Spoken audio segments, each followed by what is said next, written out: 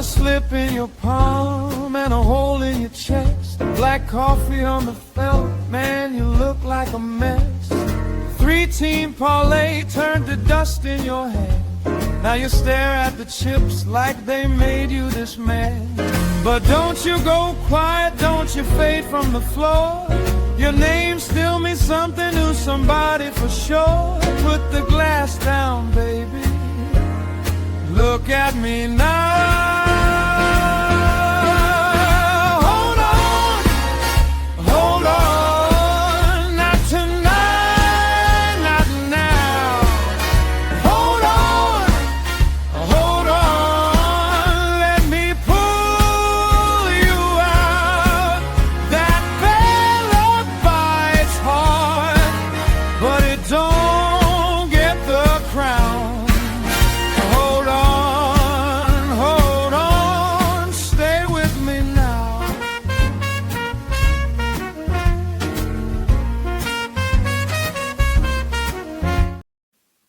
What's up, everybody? It's Toad back with you with Toadstool Sports for Friday, July 31st, the end of July. It's not been the greatest month on the show. We've been better over the last couple weeks, though, I guess. We went 1-0-1 on the show yesterday. It should have been 2-0. I mean, we had Washington Nationals in the first 5. They were winning the game 3-1 in the bottom of the 5th.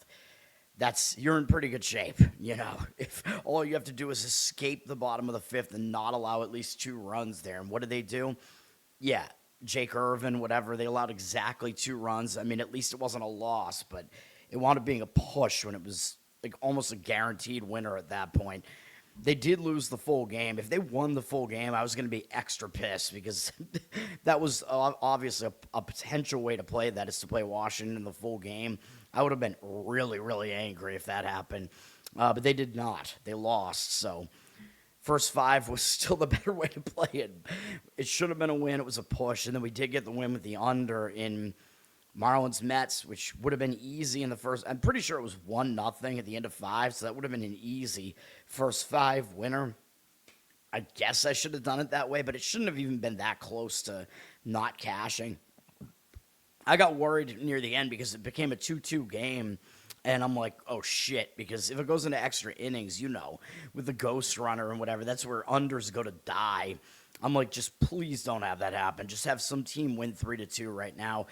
And the Mets scored 2 runs with 2 outs in the bottom of the 8th to make it 4-2. And then 1 more run is going to push your bet. 2 more is going to lose it. And all of a sudden, I'm like, this is not good. And then they brought in Devin Williams. I think he pitched 2 games in a row, and he's not a good closer, really. I mean, he wasn't that good for the Yankees last year. And I'm like, yeah, this might be bad. But he actually did finish it off, so he had a scoreless 9th, so we won on the under in Marlins-Mets. All right. I don't like the board today, just so you know. I think I'm going to give out 1 play. I handicapped all of this last night, so I'm going to go through it again, refresh my memory, and I guess if I see something I didn't see last night, maybe I'll add something, but I didn't see much that I really liked. It will be a baseball play that I have, and I don't even know if I like this one. Ramon, what's up, man? Thanks for checking out the show. All right. Let's get into this. We do have one afternoon baseball game today. It's Friday, so these weekend series are mostly starting, although I think Pittsburgh-Cincinnati, I think, is actually continuing. They started their series yesterday, kind of a weird 4-game series starting on Thursday, but we do have mostly new series beginning. Yankees and Cubs is the first game, which is one of these Friday afternoon Wrigley games here. Yankees might have a little bit of a situational advantage here because they're staying in Chicago. The Yankees just played at the White Sox, so the Yankees are not having to travel anywhere. So they did lose the last 2 games, but that makes this a better spot for the Yankees because they don't have to go anywhere. They might bounce back after some of those losses there. Cubs are in a negative spot, in my opinion, because they're returning home from a road trip, although it was all within their division, so it's not one of those road trips that really takes them a whole bunch of places. But it was Pittsburgh, St. Louis. They had a successful road trip. They won both divisional series there, returning home. Yankees, not really a team that you necessarily overlook, but I always point out that when a team returns home from the road, they've been away for a while. They got stuff to do at home, so a lot of times it could be a distraction. So the situation definitely favors the Yankees here. Start digging into the matchup, though, and it gets, maybe a little bit more questionable whether or not you really want to play the Yankees here. The Cubs did use 5 relief pitchers yesterday. The Yankees only used 3, so the Yankees are going to have the bullpen advantage here. The Yankees are number 4 in bullpen right now. They have the best ERA tied with the Red Sox, both of them below an ERA of 3 right now. Cubs are 15th.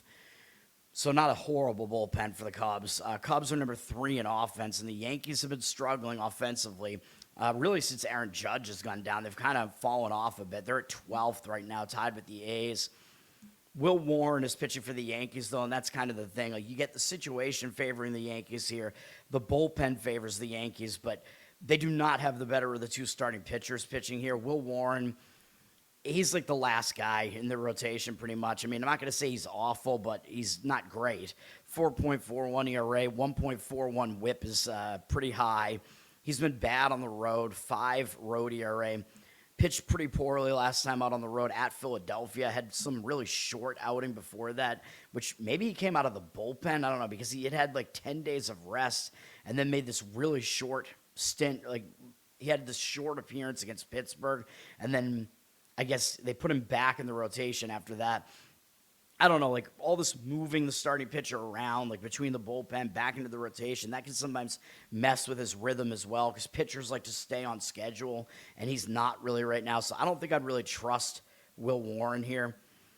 Against the Cubs have hit him okay in 22 at-bats. Not a huge sample, but they have a 273 average, 775 OPS against him, 1-2 strikeout walk ratio. So I don't think I really want to back Warren here. Cubs are a huge favorite, though. Like, this is another one of those, or not huge, but pretty big. Another one of these games where this is one of the biggest underdog prices you're going to get on the Yankees all season, which I know I said that against Philadelphia, where Philadelphia was an even heavier favorite than this not too long ago. And Philadelphia won that game easily with Sanchez on the mound. I think it might have been against Warren. And maybe it's justified, but I don't know, man. It seems a little bit of a high price tag on the Cubs here. They do have Shota Imanaga on the mound. And I told you, like, it seemed like a lot of people were saying Imanaga's done. Like, he's been figured out. He's been in the league for 2 years now, whatever. I told you no. Like, I was looking at his underlying metrics and whatever, and I still think he's good, and he has been good again recently. So, yeah, I don't think he's anywhere close to done. 3.72 ERA, 1.1 whip. That's pretty good. He's been a little bit worse at home, though. 4.06 home ERA. Went 6 shutout innings last time out against Pittsburgh on the road. That is not easy to do. That's a very high-caliber offense at home. Shut out Minnesota for 7 innings the game before that. He's been really in good form over his last 3 starts. 4 of the last 5 have been good. So, yeah, he's on fire right now. He's got a low hit rate, low walk rate, reasonable strikeout rate. His only problem has been the home run ball has gotten to him, and some of those might have been some of those wind games in Coors Field. What am I saying, Coors Field? Wrigley Field, where they have the huge wind effect there. Imanaga against the New York Yankees has 27 at-bats against them. He's pitched pretty well, 222 average, 620 OPS, 7-1 strikeout walk ratio. The Yankees have the situational edge, but I might prefer backing Imanaga over Warren here.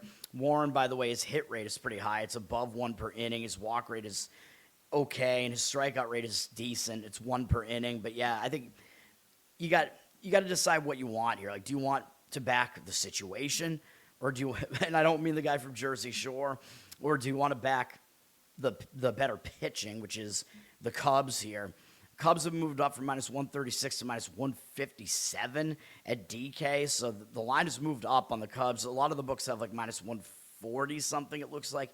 Well, it looks like there's a disparity here. Like, the sharp books in Vegas have that lower number, and then the like big online dudes all have the higher number there, which that doesn't totally tell me that that means that the actual money is necessarily on the Yankees, but because the Cubs are the favorite, a lot of times the favorite price is just more enormous at these bigger books because the public just has a tendency to play favorites.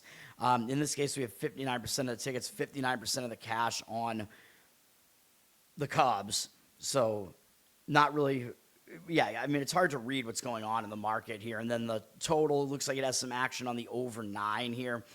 Total seems a little bit high. Maybe there is some wind blowing out here in Wrigley here today. I think I would lean to the Cubs in the first 5 innings, though. They don't have the bullpen advantage, but I think Imanaga has the advantage over Warren somewhat significantly. So I think that would probably be how I would play that, is play the Cubs in the first 5. But you're going to have to lay a half run to do that, and I'm not really jumping out of my seat to do that. William, what's up, man? Whose problem? What? What are we talking about? I don't know what we're talking about. Next game up is going to be my one play here, and I don't even really like it. I don't like the board today, man. So sometimes I just don't feel great about some of these, but maybe that's a good thing. I don't know. Or maybe on the other hand, this seems too obvious. But given the state of these two pitchers right now, I'm not sure it does seem that obvious, but I'm going to give out Pittsburgh-Cincinnati first 5 innings under the 3.5. But what I will say is the full game total here is at 8, so I was expecting they'd be able to see a 4 here. If you wanted to go full game on this, I guess you could, but I really don't like these bullpens, so I don't want to do anything with these two bullpens here, but I like the starting pitchers, so this is the way that I'm going to do it. I was hoping that a 4 would come up. I would say wait and see if you can get the 4, because the worst you're going to get on this is a 3.5 at some reasonable price here, but it's probably worth it to see if you can get that extra half run somewhere, because it's so close to hitting 4 there. But I want to back these two pitchers here, Skeens and Greene. Screens. I like the starting pitching matchup here, obviously. Cincinnati, this series already started. Cincinnati won the game 3-2 yesterday. I expected it to be a much higher scoring game yesterday with Rhett Lauder going for Cincinnati against a Pittsburgh bullpen game. I don't know what happened there, but that's also another reason why I don't want to deal with the bullpens. Pittsburgh, their bullpen's not very good, and they used 5 guys out of the bullpen. Cincinnati's bullpen is even worse, and they used 3. So I don't want to factor in the bullpens here unless I'm fading them. I mean, they're not the absolute worst bullpens here, but they're 24th and 25th, Pittsburgh and Cincinnati, respectively. Mid-4s ERA, not really trustworthy, especially in the state that Pittsburgh's is in right now. Pittsburgh does have a good offense. They're number 3, tied with the Cubs, but they're better at home than they are on the road, and they are on the road here, although I know this is a hitter-friendly ballpark in Cincinnati. Cincinnati has been struggling at the plate. They're 22nd. And I believe they lost Steer to an injury, so I don't know. He might not be in the lineup. Skeens is pitching for the Pirates, like I said. I know he's not having his greatest season here. He's got a 3.65 ERA, which is bad for him, but 1.06 whip, even though usually he's got a whip, I think, usually below 1. But that whip still kind of indicates I think his ERA should be a bit lower than it is here. Skeens, he's been only a little bit worse on the road, 3.99 ERA, but this is still pretty good here. Had kind of a bad outing last time out against the Cubs, but the Cubs specifically do damage against Skeens, as I pointed out when I handicapped that game. It's not a good matchup for him, and he still had 11 strikeouts in that one in 5 1/3 innings, so he wasn't like completely off his game there. He's still fooling hitters, so even though it doesn't look like he's pitching that well right now, his command numbers are still really good. High strikeout rate, low walk rate. He's just been a little bit too hittable recently. But he was able to break that streak where Pittsburgh was just not scoring for him. They were losing every game when he was on the mound. But we don't need them to win here. We just need Skeens to not allow that many runs here. He's got a low hit rate, low walk rate, high strikeout rate. I mean, not surprising. We know that Skeens is good, and he's been good against the Reds in the past. They have 86 at-bats against him, and they haven't done much against him. 33 strikeouts, 6 walks. So that is an enormous strikeout rate, and he hasn't really walked any of them. 209 batting average, allowed 528 OPS. These are pretty dominant numbers from Skeens against Cincinnati.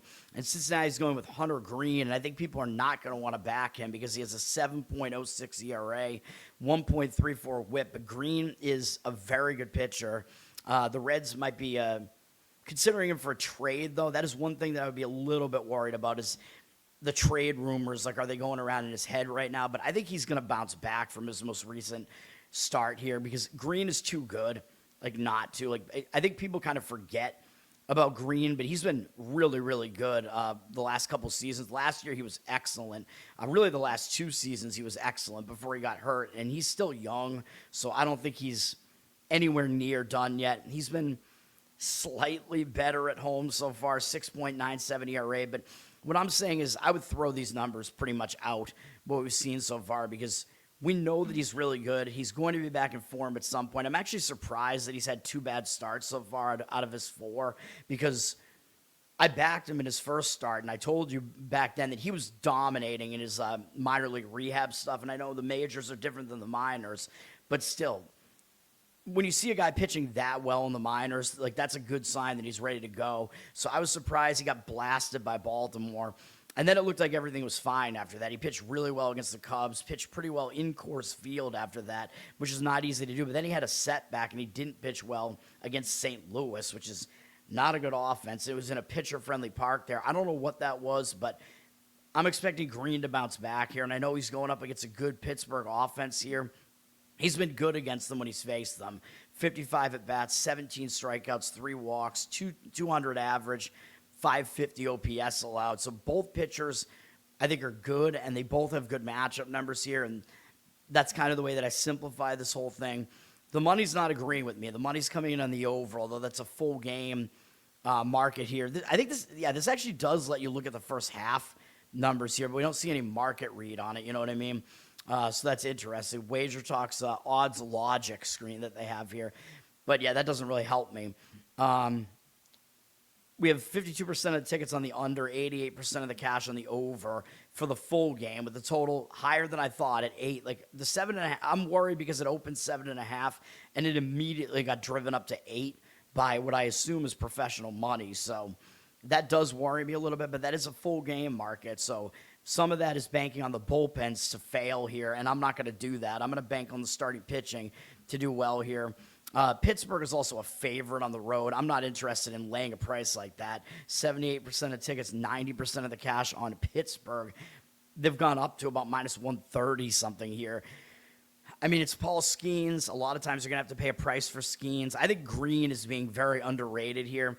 Like, I think both pitchers are very good. It's difficult for me to tell you which pitcher is better than the other, really, to be honest. I mean, Skeens is, probably somewhat better, but that price is kind of crazy on the road. So I think another way you could look at this is to take Cincinnati in the first 5 and just take Greene to be undervalued here and potentially dual Skeens for the first 5 innings. But my preference is the under.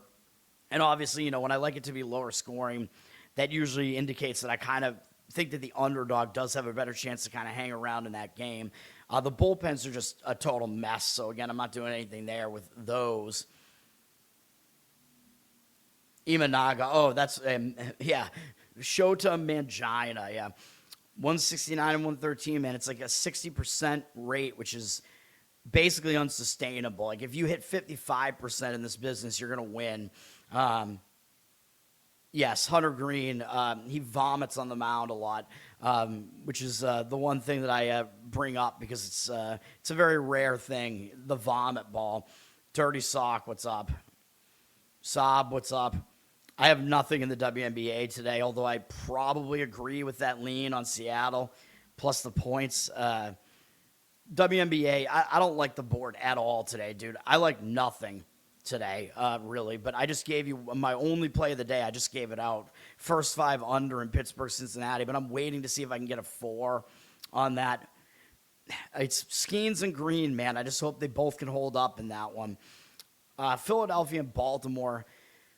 I like Baltimore in this one. I mean, Philadelphia, we don't even know who they're starting for their pitcher here. So if you play this game, you should play Young must start for Baltimore and don't pick a starter for Philadelphia because they're going to go with a bullpen game today. That's what's next up in Philly's rotation is the bullpen game. They've had kind of a hole in their rotation all year. It was like Andrew Painter for a while, and they've been going with a bullpen game for a while, so I don't think that's a really good thing. Baltimore is returning home from a road trip, but they went to Detroit. It was only a single series road trip, although they did play 12 innings, but they had yesterday off. I'm pretty sure both teams are off yesterday, so these teams do have rest, so that could help Baltimore after they had a 12-inning game Yes, they're returning home from the road, but it was, again, only a single series in Detroit, so that worries me less. Like, I think the longer the road trip, the worse the return is because more stuff has piled up to do at home. But when you've only been away for a few days, I don't think it matters as much. Philadelphia is traveling. They're coming in from Miami. They did just get swept by Miami. Apparently, there's some rumors circulating that Toronto might trade Gaussman to the Phillies. And then Skubal, by the way, the team that has the best odds to get Skubal right now is the Dodgers. It's so insane, dude. Like, imagine if the Dodgers get Skubal and put him in the rotation. Like, half of their rotation, they have, like, all these elite starters that aren't even pitching right now, which is exactly what they did last year. And then they had all these guys fresh for the playoff run, these elite starters like Snell and Glasnow and whatever. Imagine if they add Skubal to their rotation. It's so ridiculous, dude. Although I'd rather have that happen than have the Yankees get him, so... Unless the Yankees are going to blow it with them, but whatever. It'll be interesting to see what happens over the weekend with the trades here. Anyway, Philadelphia could be in a bounce-back spot here, though, because they did just get swept by Miami. So a lot of times you'll see a team that just gets swept bounce back a little bit, but I prefer Baltimore here. A lot of it is based on the matchup. But again, I don't think you're going to get good pitching from Philadelphia here going with the bullpen game, and their bullpen is not good. They're ranked 20th in bullpen. The Orioles have the better bullpen. They're ranked 9th. So there's a pretty significant bullpen advantage for Baltimore here. Baltimore is also the better offense. They're 18th, but the Phillies have really struggled. They're 23rd, and the Phillies have not been a good offense on the road. Brandon Young pitching for Baltimore. He's pitching pretty well recently. We backed him against the Braves, I think maybe in his most recent start, and we got the win with that one, although it was close. He's got a 3.13 ERA, 1.29 whip. That whip has been going down, though, even though it is a little bit too high. Like, it's indicative that his ERA should be higher than this, but he's still, like, I think a high threes ERA pitcher right now, I would say. I don't go into the advanced analytics and look at the expected ERA and stuff, but I'm old school, man. I just look at how many guys are you putting on base. Young has been good at home, 2.85 home ERA. Good this month, 23-7 strikeout walk ratio, 3.2 ERA this month in 4 starts.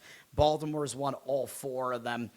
Yeah, he's pitching pretty well. He's allowed 1 earned run each in his last couple outings. He's gone at least 6 innings in his last 3, or at least 6 1/3, I should say. So there's a lot to like here with Young right now. He really hasn't had a good career up to this point, but he seems to finally be getting something going here. He's got a pretty low hit rate here. His walk rate is a little bit too high, so that's the reason for his whip being high. His one really his one issue is the walks, and his strikeout rate isn't really that high. He's just not really a huge strikeout pitcher, which sometimes is okay. Against Philadelphia, they really don't have much experience against him. Only Derek Hill has ever faced him, and he's got a walk in his only at bat against him. So basically, Young is unfamiliar to Philadelphia, and I consider that to be an extra advantage to the pitcher. When you have a young pitcher, pun intended in this case, who's good, and he's going up against a lineup that hasn't seen him before, I think that's usually an extra advantage to that pitcher. So yeah, I would play Baltimore here if I was going to play this one. Probably full game because I think they have the bullpen edge as well. It looks like the money agrees with that. Baltimore's a small favorite here, minus 114 or so. They haven't really moved on the line here. 56% of tickets, 52% of the cash on Philly. So the public, with no pitcher decided, is still kind of leaning towards Philadelphia here. Oh, my God, I get the Phillies as an underdog. Yeah, I like Baltimore. 52% of the money on Philly. So, yeah, less of the ticket percentage than less of the money percentage than the ticket percentage, I should say. Money seems to also be backing the over 9 or 8.5 in this game.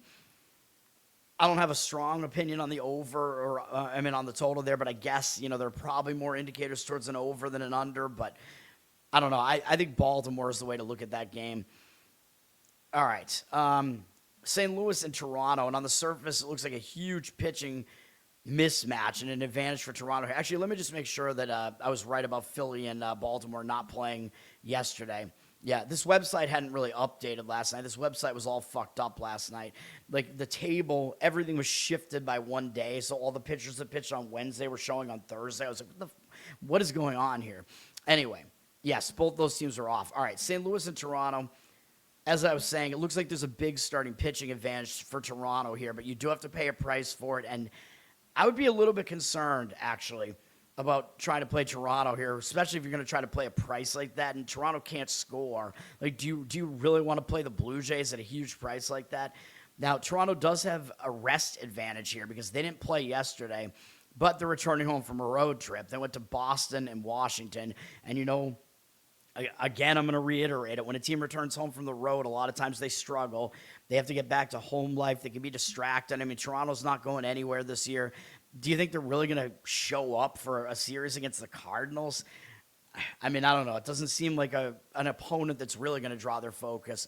But on the other hand, St. Louis had to play yesterday, and they were involved in a big divisional matchup against the Cubs yesterday. So St. Louis is at a rest disadvantage here.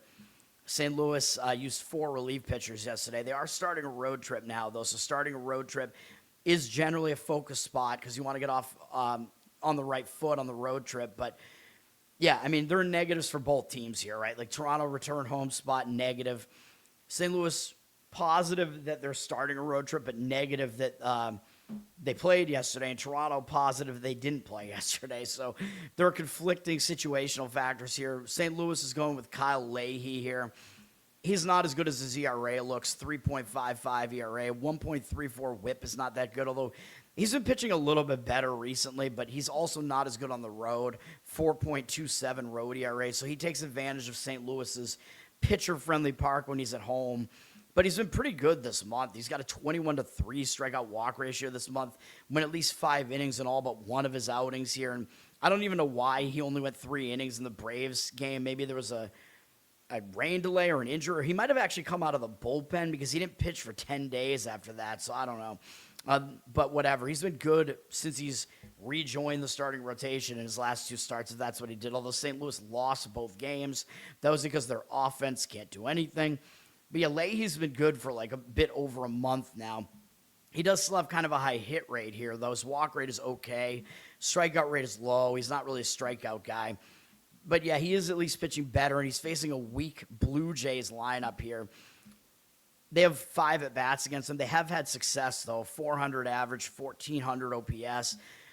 But it's such a small sample size. Like, how much weight do we put into a home run from Alejandro Kirk and a single from George Springer? That's what they have against them. I don't know, man. And as far as what these teams have done offensively, because I forgot to show the rankings here, St. Louis has really plummeted offensively as well. They're 26th, and the Jays are 29th. So we have 2 bad offenses going here today. Toronto has the better bullpen, and they're rested. They're ranked 14th. St. Louis is 21st. So Toronto definitely has a bullpen advantage here with the better bullpen plus the more rested one. They have a pitching edge. They should throughout this game because Dylan Cease is pitching.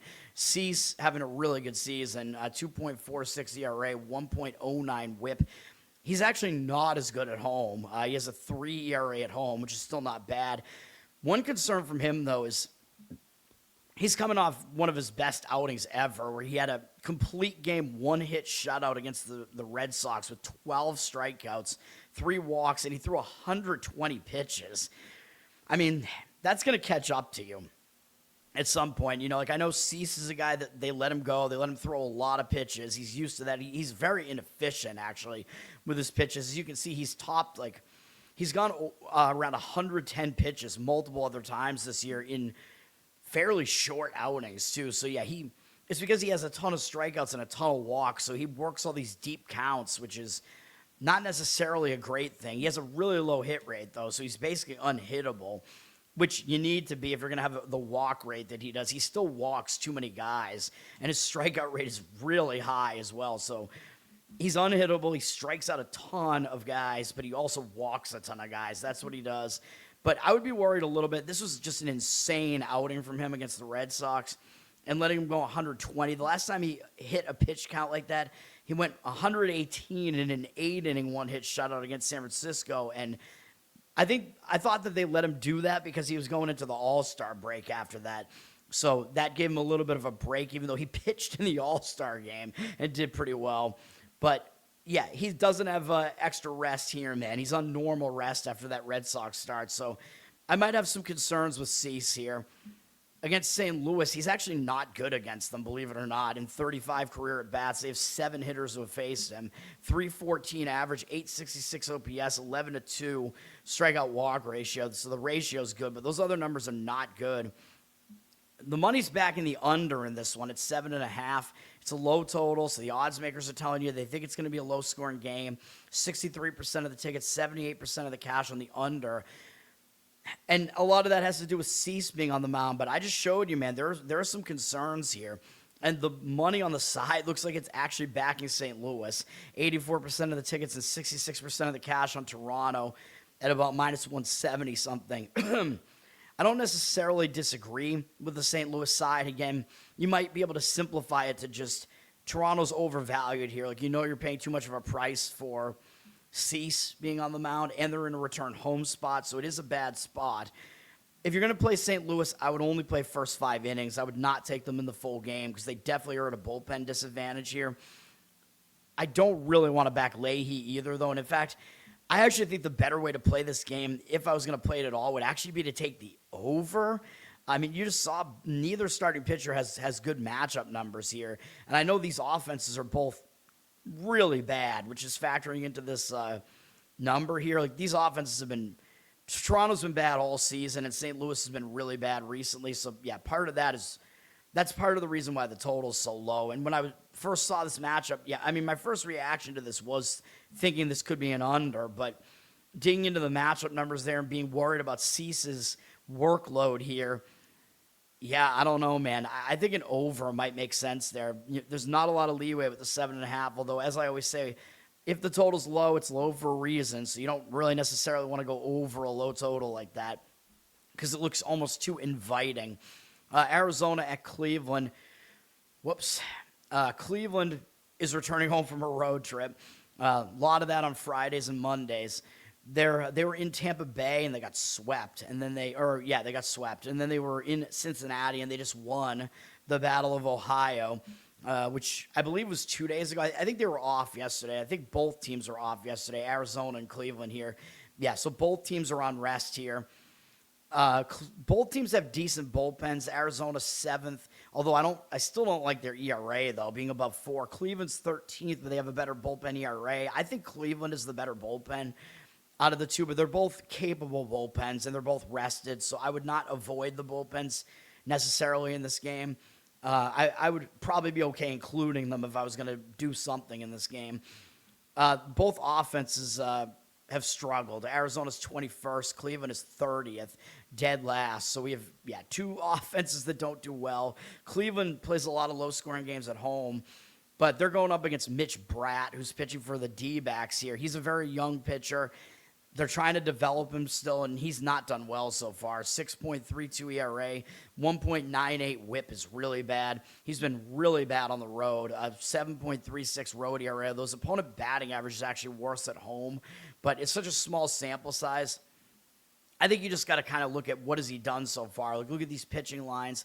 Now, he hasn't had it that easy, and that he's had to face the Dodgers and Washington both on the road. Those are not easy opponents to face. He finally went 5 innings against Washington, but he walked 5 guys, gave up 5 runs. Wasn't good in that start.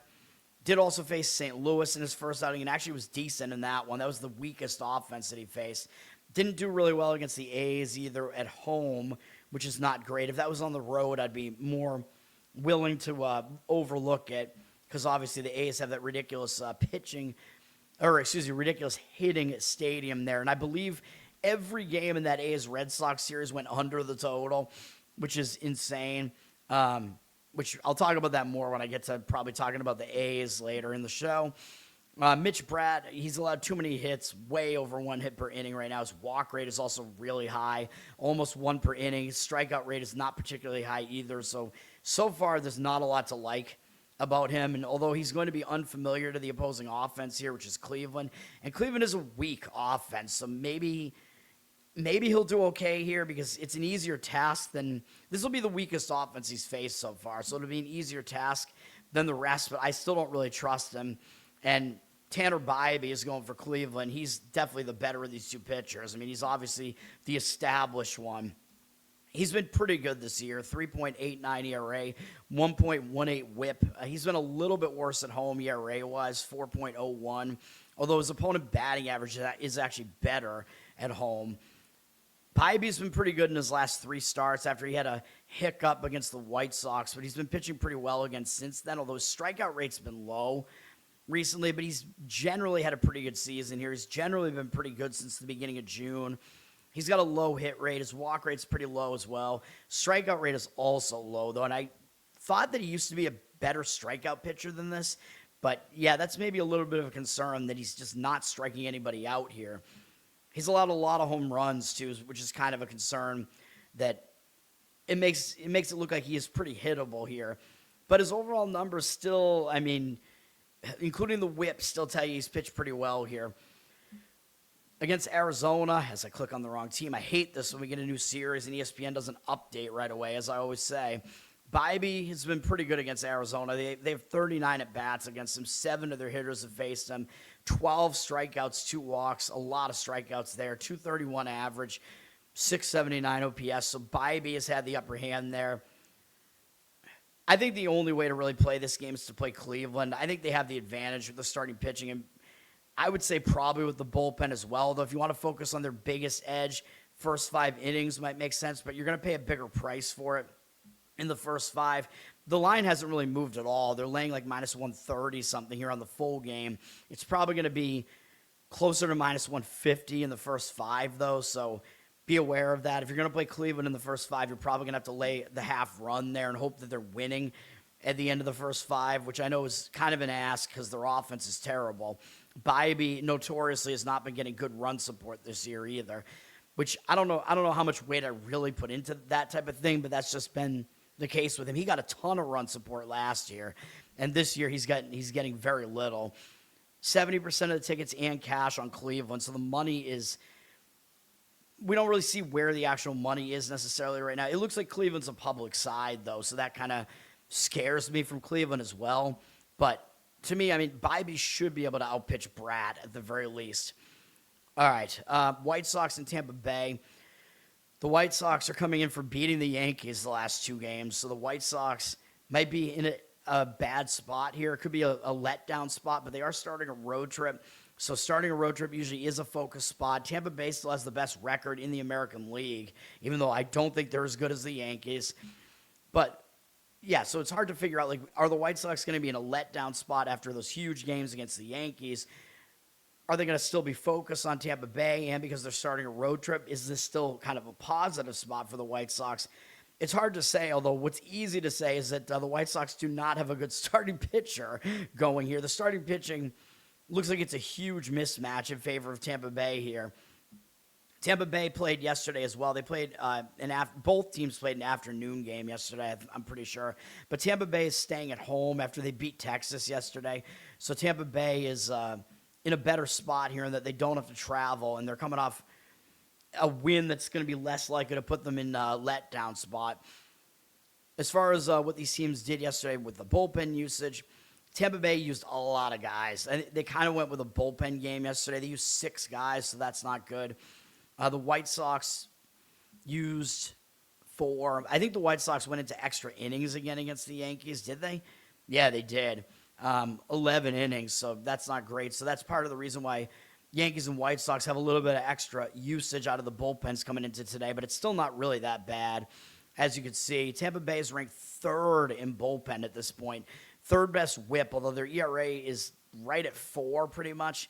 So I don't think they're really a top 3 bullpen, but I'll give them that they're like a top 10 bullpen probably. So they're a pretty good bullpen. The White Sox are not that much worse at 17th, and they have a better ERA.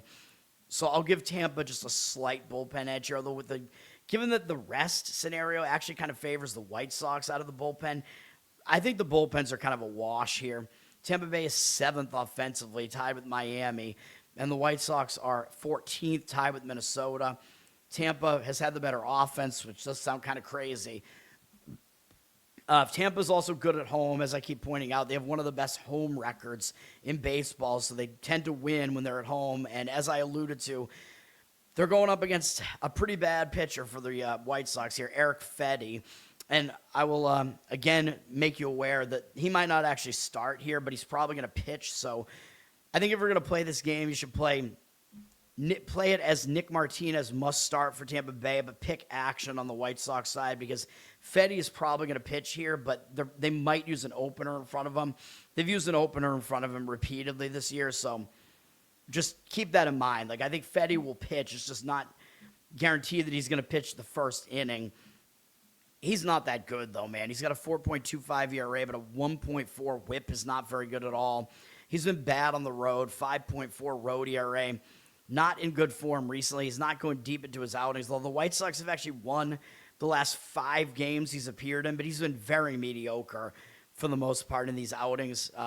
Good strikeout walk ratio. I'll give him that. His command has actually been pretty on point here recently, but he's allowed a lot of home runs recently, a lot of hits.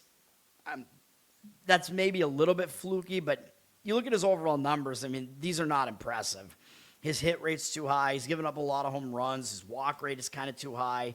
Strikeout rate is very low, so he doesn't fool anybody. Yeah, obviously I'm not really a fan of Fedde here. I mean, I more often than not fade him. His numbers against Tampa Bay are actually not terrible. They only have 4 guys who have faced him, 18 at-bats, 278 average, 649 OPS, 5-1 strikeout walk ratio. So they have hit him for contact a bit, but they haven't hit him for any power. But it's a small sample size. And even though you might say, well, that means Fedde is unfamiliar to Tampa Bay in a way, like that could give him an edge. I don't really think so. I mean, he's been around for so long. He doesn't fool guys, so I don't think that gives him that much of an edge. Tampa Bay is going with Nick Martinez, who I think is not quite as good as his numbers look. 2.45 ERA, 1.1 whip, although those are really good numbers. He's having a really good season here. He's got a 2.78 home ERA, so he's a little bit worse at home, but not bad. He's coming off a 6-inning shutout of Cleveland, which is good. Tampa Bay has won his last 6 starts, and he also pitched in the All-Star game and did not suffer any setbacks after that either, except that he had no strikeouts in a game against Toronto coming out of that, which is, I guess, maybe a little bit of a red flag there. Had more of them against Cleveland last time out. But, yeah, he's pitching well right now. He really has been all season. He's got a pretty low hit rate here. His walk rate's very low. He doesn't walk anybody, but he also doesn't strike anybody out. He induces a lot of fly ball outs, which is not necessarily good, but it hasn't really translated into him allowing a lot of home runs, though. But, yeah, he's got a low strikeout rate, though. He doesn't strike anybody out, so the advanced analytics guys don't like him because they're saying he's just giving up too much contact. But, again, if he's able to sustain this, like, there's something to that. Like, if you're getting guys to just constantly hit into soft contact, that does have something to do with the way that you're pitching, right? Like they're just not able to quite figure out how to connect with your pitches. You know what I mean?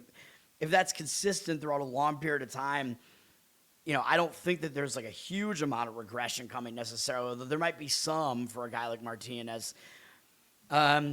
I already forget who we're talking about here. He's going up against, the White Sox. The White Sox have had success against him. Only 4 of their hitters have faced him, though. 21 at-bats, 333 average. Benintendi has a home run against him. What else is new?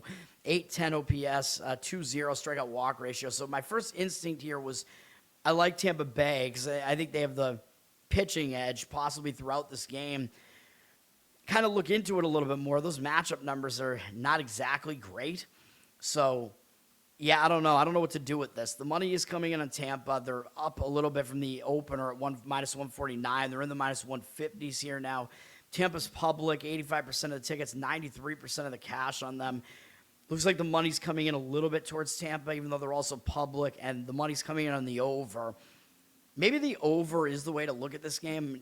Martinez has bad matchup numbers against the White Sox. Fedde and company are just not really that good in general.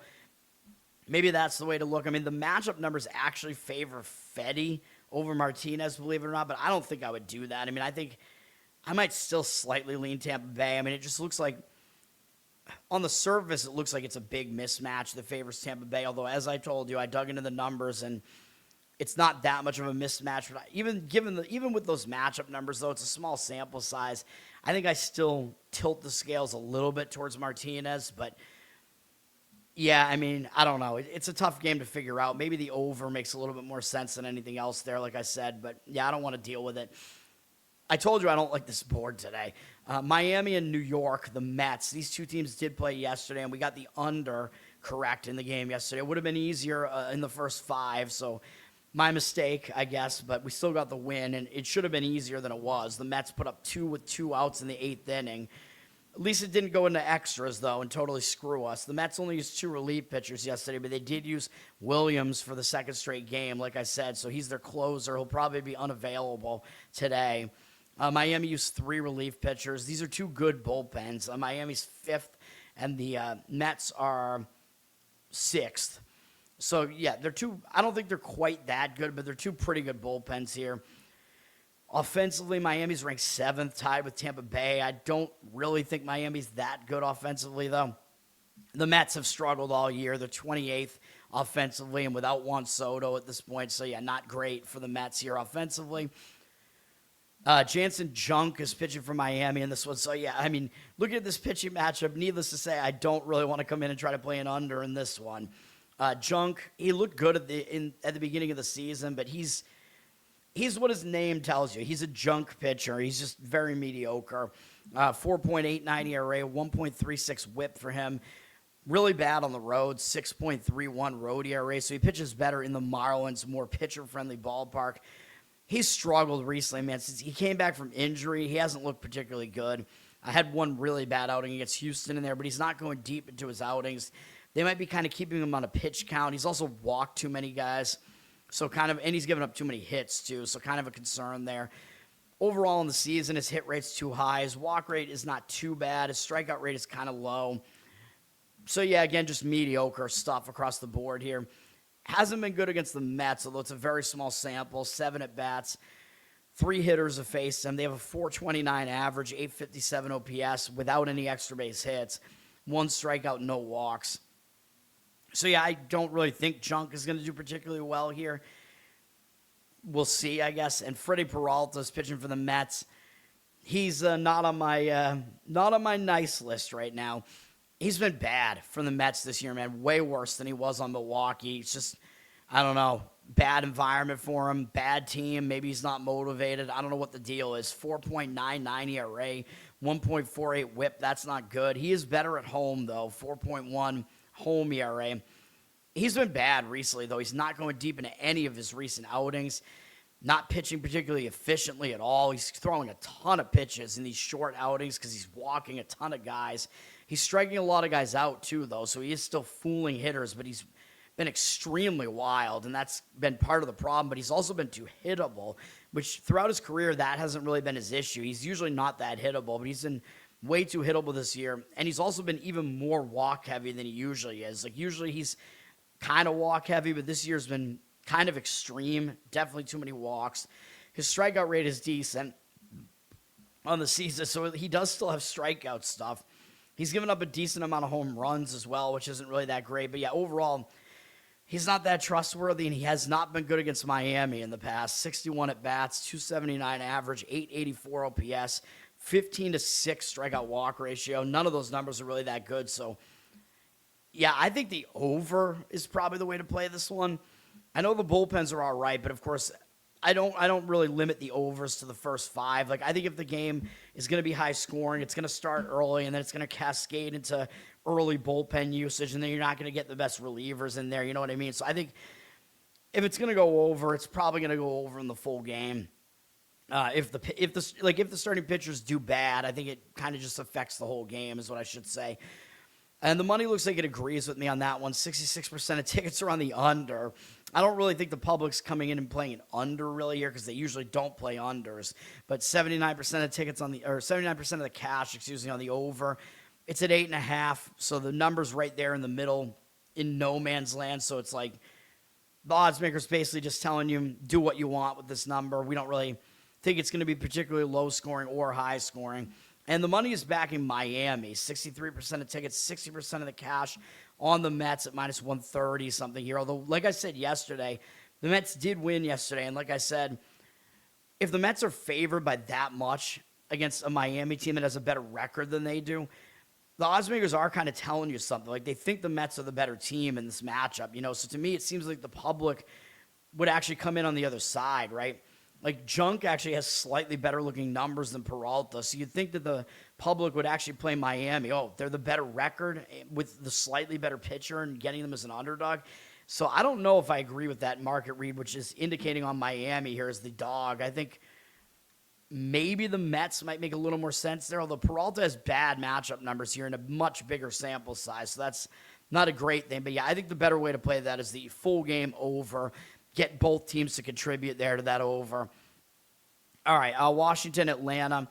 We got a push yesterday with Washington in the first 5. I'm still pissed about it because they were up 3-1 in the bottom of the 5th. And I first looked, and it was 3-1 in the 4th. I'm like, we're looking good here, baby. And then it gets to the bottom of the 5th. I'm like, let's go. And then they wind up, Irvin gave up 2 runs in the bottom of the 5th. I'm pretty sure Irvin was still in. Maybe he wasn't. I don't want to besmirch his name if it wasn't him. But yeah, then Atlanta wound up winning the game. So like I said, at least it still means the better play was the first 5, though, but we should have won it. Now, Atlanta won that game. That was the start of the series yesterday. Atlanta has the significant bullpen advantage here, although they've had a lot of usage recently because they played 2 games on Wednesday, and then they used 4 guys yesterday. And those 4 guys have all pitched 2 days in a row. So this bullpen rest scenario is not great for Atlanta. They're still better than Washington out of the bullpen. Washington only used 2 guys out of the bullpen yesterday, though. One of them was Palmquist, who they kind of use as an opener. So that, I would say that kind of negates Atlanta's bullpen advantage a little bit, but not entirely. Atlanta's the number 2 bullpen in WHIP, although they're the 3rd best ERA behind the Red Sox and the Yankees. I think that's still the case, right? The Mariners are pretty close, and I think maybe the Brewers, but yeah, I think that is still the case with the Braves. Washington's bullpen, you definitely want to avoid them like I did yesterday. They blew the game yesterday. They're 26th. Their ERA's 5. Not a good bullpen. You might argue that you want to avoid both bullpens in this one with the current state of things. Washington's number 1 offensively still right now, slightly ahead of the Dodgers, and the Braves are 9th, tied with Houston. So these are capable offenses here, although Washington is a very good offense on the road. They're a very good team on the road, and Atlanta is a somewhat weaker offense at home than they are on the road. And that might come into play here because Atlanta has to face Foster Griffin here, and he's really been like the only good pitcher in Washington's rotation. He's been shockingly good this year from basically out of nowhere, and it's sustained for the whole season. 2.76 ERA, or at least up to this point. I mean, I don't want to go, completely crazy here because Griffin, I know he's kind of a veteran in that he's 31, but he hasn't pitched that much in the majors, so he's still throwing way more innings than he ever has before, like not even close. So you do have to worry about his innings count. So that's what I'll say later in the MLB season here with these starters. When they're throwing way more innings than they're used to throwing, they could have a bit of a drop-off. So just be aware of that, although for Griffin, I don't think it's going to happen yet. He's got a 2.76 ERA, 1.03 WHIP. And at least, I think Griffin, he's probably been like in the minor league systems for most of his career. So I don't know how long their seasons are, but it's probably better than just being, a young guy fresh out of college and whatever, and really not being used to throwing that many innings. But Griffin, whatever, he's had a great season. He's been good on the road, 2.63 road ERA. Pitching well again. We won with the first 5 with him, I think 2 starts ago, maybe. Is that what it was? Did I play it against the A's? I don't remember. But Griffin's been, or maybe it was the last outing against Arizona. But whatever. Griffin's been good, man, overall. That Arizona game was the first time he'd allowed more than 1 run in a start since late May. So he'd allowed 1 or 0 earned run in every start since then. He'd allowed exactly 1 in most of them up until that Arizona start. Still pitched fairly well there, though, although his strikeout rate is kind of low right now. But he's got a fairly low hit rate. His walk rate's very low. He doesn't put guys on base via the walk. He's got a pretty good ground ball rate, so he gets guys to ground out a lot. And he's got a strikeout rate that's not too bad. Yeah, I mean, Griffin, he's been surprisingly good, man. And he's been good against the Braves as well in 39 at-bats, 205 average, 680 OPS, 9-2 strikeout walk ratio against them. He's faced them twice this year. One was a 6-inning shutout here in Atlanta in late May. Good start from him there. 3 hits, 6 strikeouts, and 1 walk. At home, he was a little bit worse against them back in April, the first time he faced them. Went 6 innings, allowed 3 earned runs in that one on 5 hits, 3 strikeouts, 1 walk. Still, that qualifies as a quality start, though, I'm pretty sure. So, yeah, 2 quality starts from him against the Braves so far. Good numbers against them. He'll be going up against Bryce Elder, who I think is the lesser of the 2 pitchers here. Elder is a bit all over the map here. He's got a 3.96 ERA, 1.25 whip. Not bad overall numbers, and he is better at home. 3.31 home ERA, 238 opponent batting average at home. He looks like he's been pretty good this month, but his walk rate has been high, so that's kind of a problem. He hasn't allowed that many runs this month. Kind of struggled at Pittsburgh, although that's a good offense. Did better against San Diego, but that's a bad offense. And then against an offense that's kind of middle of the pack, Baltimore, he had a kind of middle of the pack type of outing against them. Yeah, I mean, Elder, he's a little bit hard for me to predict, really. It looks like he's in decent form right now, I guess, but his walk rate is worrying me over the last few starts. He has a pretty low hit rate on the season. His walk rate is really actually not that bad, and his strikeout rate is low. Doesn't really strike guys out. But overall, his numbers are not too bad. Against Washington, kind of mediocre numbers here. 86 at-bats, 279 average is a bit high. 721 OPS isn't that bad. 12-5 strikeout walk ratio here. C.J. Abrams has definitely hit him well. And Luis Garcia Jr. Those are the 2 guys with more at-bats, and they've both done damage against him. Yeah, I mean, I think the way to play this game is probably Washington in the first 5. I mean, I think you can almost blindly play that with Griffin on the mound. I mean, I don't want to do that because I want to see what the matchup numbers are like and whatever. And I think I've only actually given out a Griffin first 5 maybe like twice all year. But it's been a good play with Griffin on the mound. Washington in the first 5, I think I'd have to look it up, but I think they're probably something like, I would guess like 14-3 or something like that in the first 5s with Griffin starting. So yeah, they win most of those games.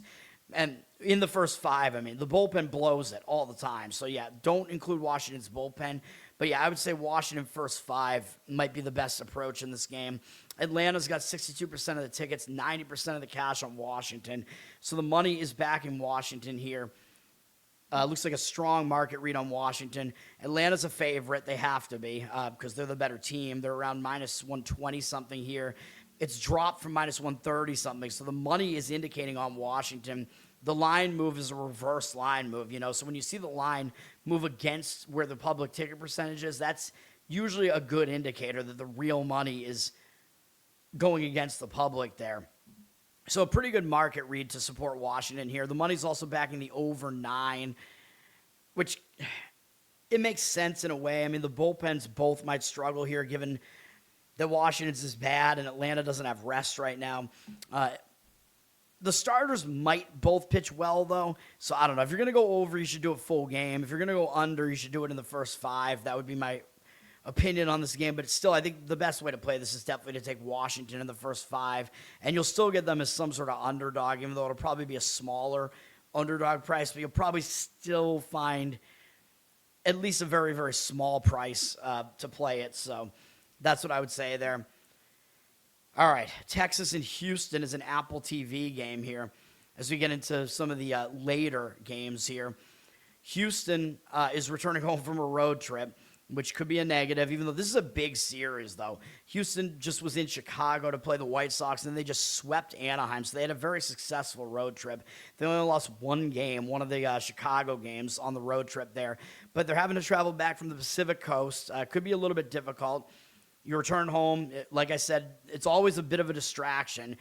Even if you can minimize it a little bit, it's still a negative spot. You got to get back to home life, whatever, but they might be able to minimize it here because they're not really going to overlook Texas. I mean, Texas is ahead of them in the AL West by a half game right now. This is a battle, man, in the AL West between Texas, Houston, and Seattle. They're all right in the thick of it right now. Any one of those teams could win the division. Now, Texas, it's a big series for them, too, because they're barely hanging on to this lead here. They're coming in from Tampa Bay. Maybe a bit of a better spot for Texas here, but Texas played yesterday and Houston didn't. So this is another one of those scenarios, like I said, with Toronto, where you have the home team has the rest advantage here because they didn't play yesterday and the other team did. But the home team is returning home from a road trip, which is a negative. So the MLB does this all the time. I don't think they think about it that way, but they just think, well, when this team is traveling, we're going to give them an extra day of rest to get the travel done. You know what I mean? So it works out that it makes my job more difficult because you get spots all the time where a team's returning home from a road trip. I want to fade them. Oh, shit, but they have a rest advantage. So maybe I don't really want to fade them, So you get stuff like that going on here. So I think the spot might favor Texas a little bit, but I don't like the way their bullpen's been pitching recently. And they used a lot of guys yesterday. They used 5 while Houston was off. So I don't think Texas has a bullpen advantage here, even though normally, like if this was last year, it would be like obvious that Texas has a bullpen advantage against Houston, but I don't think that's the case right now. Texas is 18th in bullpen. They have not been pitching well right now. I would not trust them. Houston's been a little bit better recently. They're 16th out of the bullpen on the course of the season after a very bad start. Houston's 9th in offense, tied with the Braves and with the Giants, actually. Giants had another offensive explosion recently, and I'm still not buying it. I'm going to keep saying that, man. I'm stubborn. And then, the Giants will either, have a game. They'll just have these outlier games where they put up, 15 to 20 runs in a game, and then the next, 5 games they'll score, 3 or fewer. You know what I mean? That doesn't mean their offense is actually good just because they have these fluke games where they put up, 20 runs. Anyway, yeah, it's very, very ridiculous. But anyway, we're talking about Houston here. Houston is 9th, tied with those teams in the offensive category. So Houston's the better offense here. They're going to have to go up against Nathan Eovaldi, though. I mean, he's a pretty good starter. 4.05 ERA.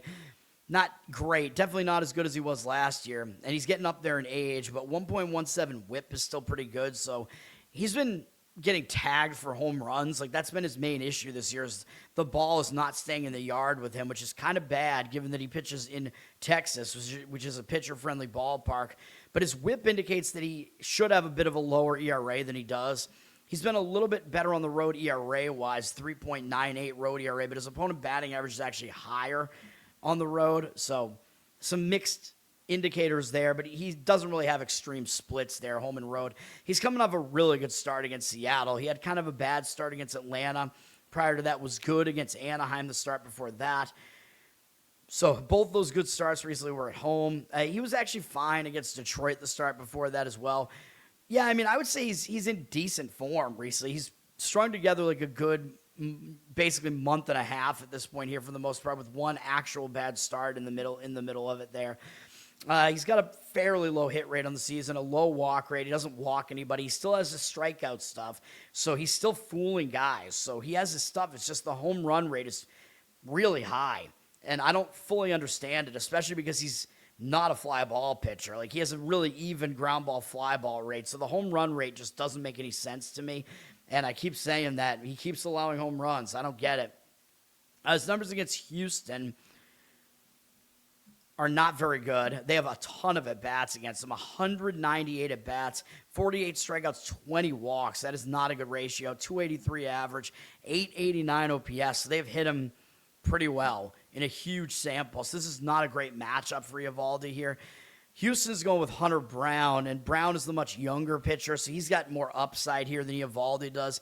He's a very talented pitcher, but it's just that he's been completely out of control since he's trying to come back from injury here, and he's been really good over the last couple seasons, but the injury comeback seems to be affecting him, but he still has this stuff. The problem is he's been walking a ridiculous amount of guys, so if he can fix that, he's going to be good again.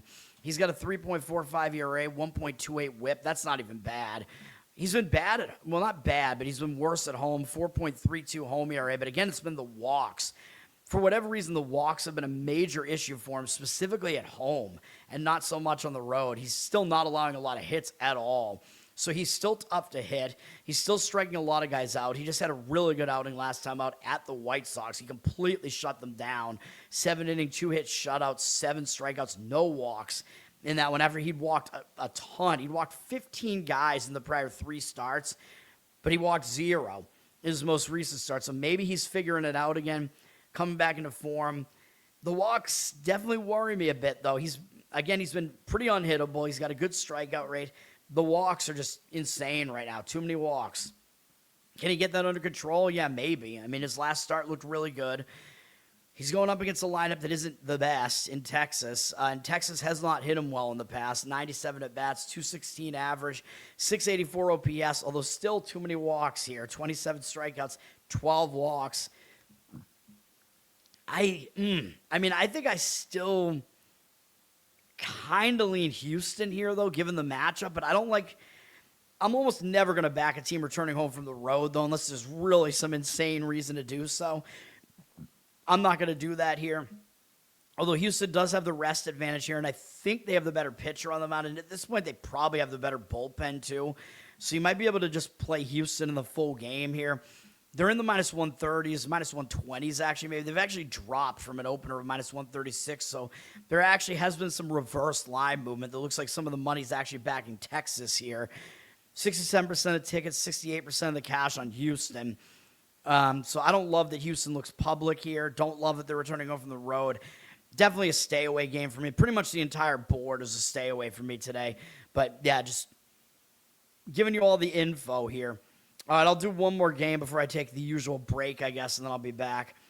Kansas City and Colorado. So this is Zach against Dirty Sock here with your two terrible baseball teams having to go up against each other here. Colorado's returning home from a road trip, although it was kind of a quick road trip. They had a weird 2-game series in San Diego. I don't know what that was. So they're coming back from Milwaukee and San Diego, a 5-game road trip. Still a road trip. They've still been away for basically a week, and I believe they had yesterday off, so it's still road trip return. Kansas City's not exactly a team you're going to be focused to play. Like, how do you get excited to play Kansas City, you know? So after having a bad road trip, I don't think it's really like a bounce-back spot for Colorado here. The return home spot is usually a negative more often than not, even though it was a bit of a shorter road trip. I don't like that spot still. Kansas City's coming in from playing against Minnesota, but I don't like the spot for them either because if you saw what happened, they played yesterday, so they're at a rest disadvantage. So again, we have a home team returning home from the road with a rest advantage, so a negative and a positive for the home team. But Kansas City, they have an additional negative here. If you saw what happened yesterday, it was ridiculous. They had a 3-0 lead with 2 outs and nobody on base in the bottom of the 9th inning. Kansas City did. And they had Strom, their closer, in there, who I think used to be on Philadelphia. He blew the game. With a 3-0 lead, 2 outs and nobody on base, he blew the whole thing. He loaded the bases, and then Cody Clemens, who I believe is Roger Clemens' son, walk-off grand slam. Completely ridiculous. Absolutely insane.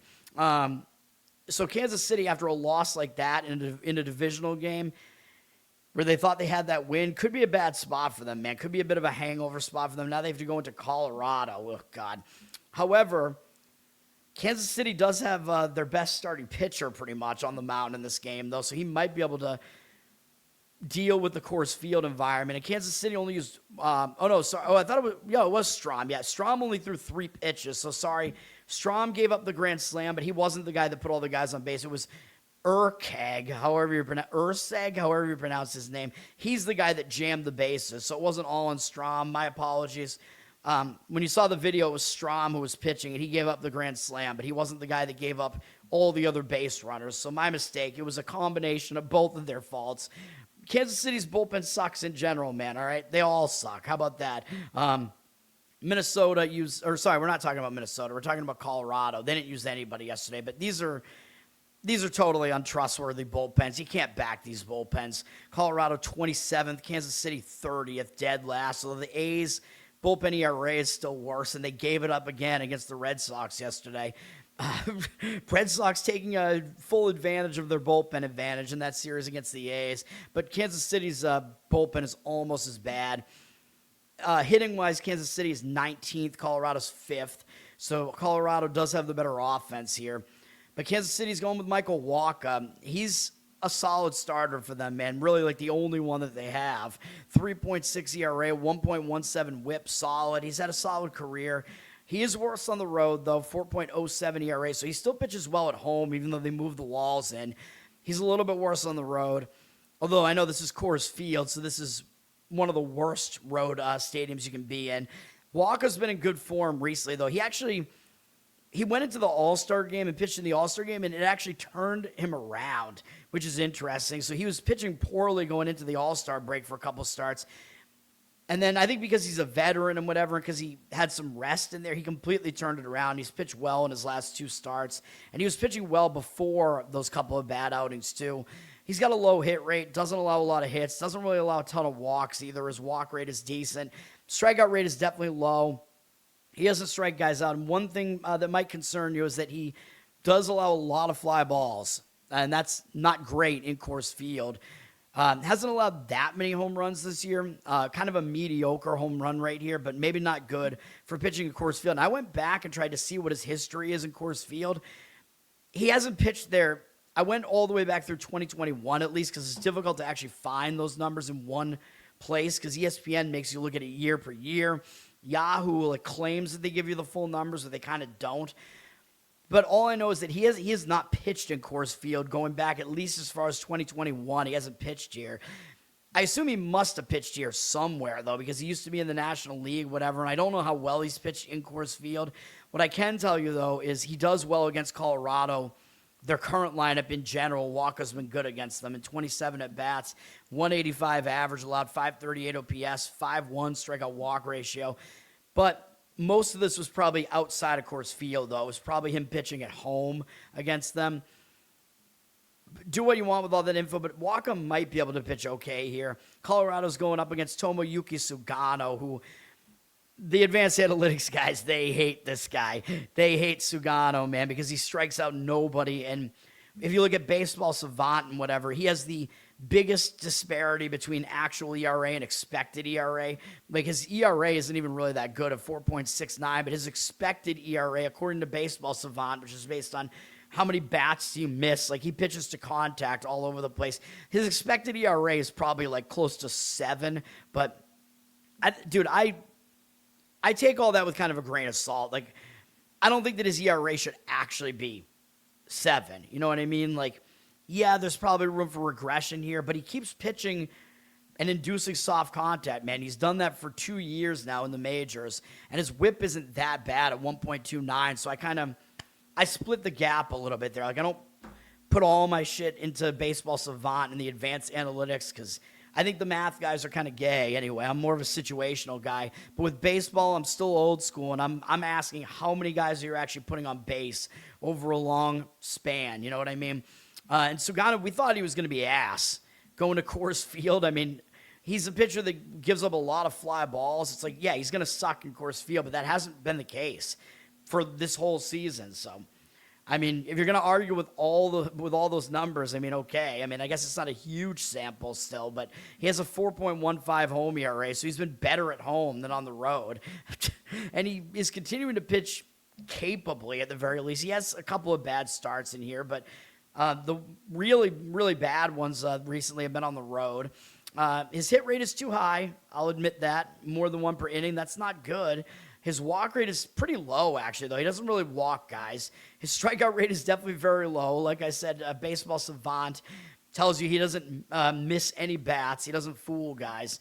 He's got a very high fly ball rate, and it has kind of translated into home runs. He's allowed a bunch of home runs, 20 of them, which is not a good rate. But besides, I mean, he's just not putting a lot of guys on base in addition to that. So the home runs haven't really completely crushed him here. And it's just ridiculous that he has a 10-4 record, though, pitching on this Colorado team that can't win games. And he's not even a good pitcher, really, and he has a really good record. It's just crazy, man. His numbers against Kansas City, they're 0 for 11 off him. They have 3 guys who have faced him, and they're 0 for 11 with 2 strikeouts. So that's what you got going on with that. I don't think they've really faced him for a full game really yet. I mean, this game, it sounds insane, but I think the first 5 under might be a way to look at this. Money doesn't agree. 73% of tickets on the under, 58% of the cash on the over. The full game total is 11. I mean, it's a Coors Field game, and one of the pitchers is Sugano, so you know the total is going to be pretty high. But maybe that's disrespecting Wacha a little bit. And, Wacha, he's like actually a pretty good pitcher, you know. So, And Sugano has been able to pitch capably, and they both have decent matchups here. Obviously, I would avoid the bullpens completely if you're going to play the under here. But yeah, I think under first 5 maybe could be a look in that one, man. And Colorado returning home from the road with a day off might silence their offense a little bit. In Kansas City, notoriously, their offense has been very bad on the road. Although, Coors Field might cure that to some extent, but maybe not. So that's what I think about that game. And the side, you got basically a pick'em price. KC, came out as a favorite. I mean, Wacha, maybe he deserves to be a favorite on the road here in a matchup like this. But the money seems to have kind of come in towards Colorado, and it's kind of shifted the money line a little bit. So Kansas City is a much smaller favorite than where they open. Well, not much smaller, but smaller. 65% of the tickets, 64% of the cash on KC. So the money's back in Colorado. I don't think I would do it.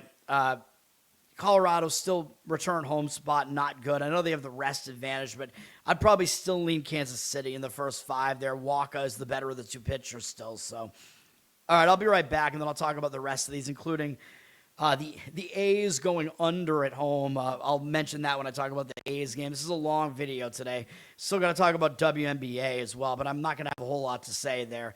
I'll be right back.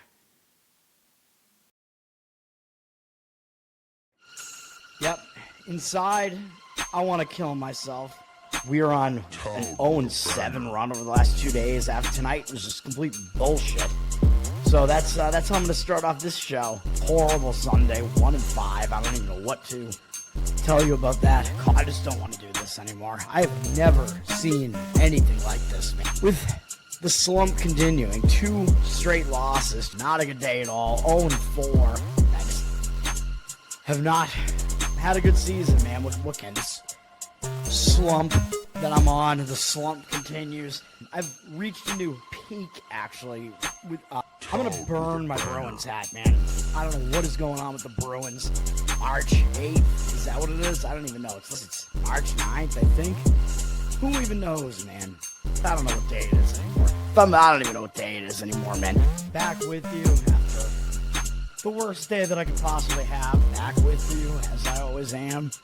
Until I die, at least.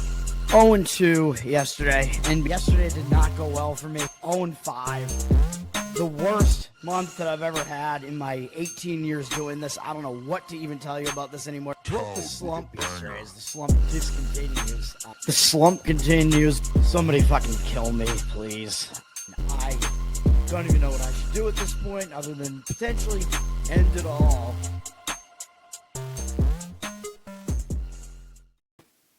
All right. Yeah, next game is Milwaukee and Anaheim. I think both of these teams are off yesterday. Anaheim's staying at home. They just got swept at home by Houston. So maybe a bounce-back spot for them. They're the way worse team here. Milwaukee, clearly the better team here and the better starter on the mound, although you're going to have to pay a big price if you want Milwaukee here. Milwaukee's coming off an embarrassing 16-3 loss to San Francisco, which Drohan, who actually, I forgot, I think Drohan was actually part of the Kyle Harrison trade. I think the Red Sox traded him along with Harrison. I forgot about that. And both of them have pitched well, though Harrison's hurt right now. But yeah, Milwaukee, they got embarrassed by San Francisco in that last game. One of those freak San Francisco huge run outputs there. That's because Milwaukee went with a bullpen-ish game there. They called some guy up who I guess is one of their starter prospects, and he didn't pitch that much in the game, and it was just a disaster. So Milwaukee might bounce back from that. They're probably going to be in bounce-back mode after that, and that was in San Francisco. So Milwaukee is staying on the Pacific Coast at least, so neither team has to make a time zone adjustment here. Neither team played yesterday, so both teams have rest. Milwaukee has the bullpen edge here. They're 12th, although I think they're like a top 5 bullpen, I would say. Anaheim doesn't hit well at home either, and Anaheim's 22nd with their bullpen, so they're obviously way worse than Milwaukee. Milwaukee is 6th in offense. They're better offensively than the Angels as well. The Angels 24th, and like I said, even worse than that at home. Starting pitching also goes to Milwaukee here with Drohan on the mound. Still, after he got pushed back a start, ESPN's still like, we don't know what you look like, dude. No picture for you. He's got a 3.51 ERA, 1.2 whip, pretty good here. 3.16 ERA on the road, so he's been a little bit better on the road, although opponent batting average is actually a little bit higher on the road. Struggled a little bit in his last outing against Colorado, though kind of got unlucky. Had good command numbers there still, but like everybody that he put on base just happened to score in that one. He's pitching pretty well still. His command numbers look really good over the month of July here. He's got a low hit rate on the season. His walk rate's fairly low. Strikeout rate is right at 1 per inning, which is pretty good as well. Yeah, he is getting the job done for sure. He's going up against an Anaheim lineup that he should be able to take care of, and they've never seen him before, so that's an extra advantage to the young pitcher that's unfamiliar to the offense. Going up against a pretty weak offense like this, I think Drohan should pitch well here. Anaheim's going with Ryan Johnson, who does not have good numbers so far. He's very young, though. He's 23. I think this is his first season in the majors. 7.34 ERA, 1.54 whip. I think at the very least you could say, I keep saying it, he's not quite this bad. And he might improve, right? Because these young guys, they get out there, they might be a little bit shaky. He actually did pitch last year out of the bullpen, although things didn't go well last year either. Looking at what he's done this year so far, he's been better at home, 4.95 home ERA with a much better opponent batting average, 221. So he's been reasonable at home. He's coming off a really bad road start at San Francisco. But now he's at home where he's pitched a little bit better. He was actually okay in his prior 2 starts to that. He's been a little bit all over the map, dude. He's had some decent starts in here, some actually good starts in here, too, and he's had some bad ones. He's got a high hit rate, though, so that's kind of a problem. His walk rate is mediocre, I would say, not great. Strikeout rate is not great either. It's a little bit low. So, yeah, I mean, I don't really like any of those numbers, really, and the home run rate's too high, too. Johnson, I mean, for me, he's kind of a wait and see. We're going to wait and see what Anaheim does with their Johnson. Yeah, I don't know what else to say, but I would trust Drohan more in this matchup, obviously. Johnson basically hasn't faced Milwaukee before. Somehow Andrew Vaughn has faced him once, I guess probably last year in one of those relief appearances or whatever. He's 0 for 1 against him. But, yeah, will the unfamiliarity help Johnson? Maybe, because he's unfamiliar. He's a young guy, but I think Milwaukee wins this game. Can you really pay this price for it, though? I don't know. I mean, they open at minus 168. A couple of the books have it higher, minus 170. DK looks like they're at minus 181. I don't know about that. Minus 160s, though. They look like a public side, 90% of the tickets, but 95% of the cash also on Milwaukee. I don't really have much on this game, man. I mean, I think Milwaukee should win this game. I think they have the advantage in every aspect of this game. It's just a matter of, can you really pay this price? I mean, obviously you can get the price down by laying a run with them, like making a minus 1 run line or whatever. I don't know what the price will get down to if you do that. But at least if you do that, or some sort of, or a 1.5 run line or something, at least they'll give you all 9 innings of at-bats because they're the road team. So you could do that. Maybe that's the way to play this game, is to find some sort of run line way to play Milwaukee here. I don't really have much else on this. The money's coming in on the over 9 as well in that one. I'm not sure I really see that because I think you have good pitching on one side and bad pitching on the other. I mean, I guess you could also look maybe towards Milwaukee over their team total here, just to get. But I don't think I like that as much because there are some question marks in there. Maybe the offense will struggle a little bit because day off yesterday, plus facing a pitcher they at least haven't seen before. But I think when all is said and done, all the advantages that Milwaukee has should wind up resulting in them winning. But we'll see. Snoop, what's up, man? Thanks for hanging out. Thanks for having me on both of your shows, man. We should do it again sometime. That's the Pick Is In podcast. And Here's the Thing. Is that what your other show is? Yeah. Check out those shows, everybody. Although nobody's listening to me here, so whatever. All right, Detroit and A's. As I pointed out, the A's-Red Sox series, every single game in that 4-game series just went under the total in this bandbox stadium in Sacramento that the A's play in. And they had only done that one other time since they've been playing in this stadium, which has been since last year. The A's have only had one home series where every game went under the total, and it was against Kansas City earlier this year. And Kansas City can't hit on the road, so That's actually interesting because Kansas City is in a similar stadium today in Coors Field. So that tells you Kansas City has not taken advantage of these better hitting ballparks. Like they did, at least they didn't when they were in the A's stadium. So if that's any indication of will Kansas City fix their offensive woes on the road by being at Coors Field, maybe not, because they didn't do it at the A's. But that doesn't speak well of the Red Sox, because the Red Sox just failed to put up runs against the A's. They won the series, but barely. They struggled in every game. Every game was close. So the bullpen advantage, like I said, loomed large for the Red Sox in that series. They pretty much won that series on their bullpen advantage there. But, yeah, the A's, it was crazy. That was a 4-game series, too. The one against the Royals was a 3-game series. So, yeah, that was the only time the A's have ever had a 4-game series, all of them go under in this stadium, which is pretty insane. Anyway, the A's are staying at home. They got Detroit coming in. Detroit looks like they might just start selling off, man, because they've lost 4 of their last 5 games. They just lost another series to Baltimore. Skubal didn't do well. They lost 10-9. Skubal, probably the trade rumors swirling around. Maybe that got to his head. I don't know. Now Detroit has to go on the road and start a road trip, and sometimes that is a positive, starting a road trip, but they're a central time zone team going up west and playing a late game, and I talk about how that can mess with your biological clock, although they do have 1 day of rest here to try to adjust to that, but maybe that's not enough. But Detroit does have a rest advantage here, so I should have said that. They're at a travel disadvantage, but a rest advantage because the A's played yesterday. Will that be enough? I don't know, man. And with Detroit looking like they're potentially starting to sell off over the weekend here and packing it in, that might have been Skubal's last start with Detroit.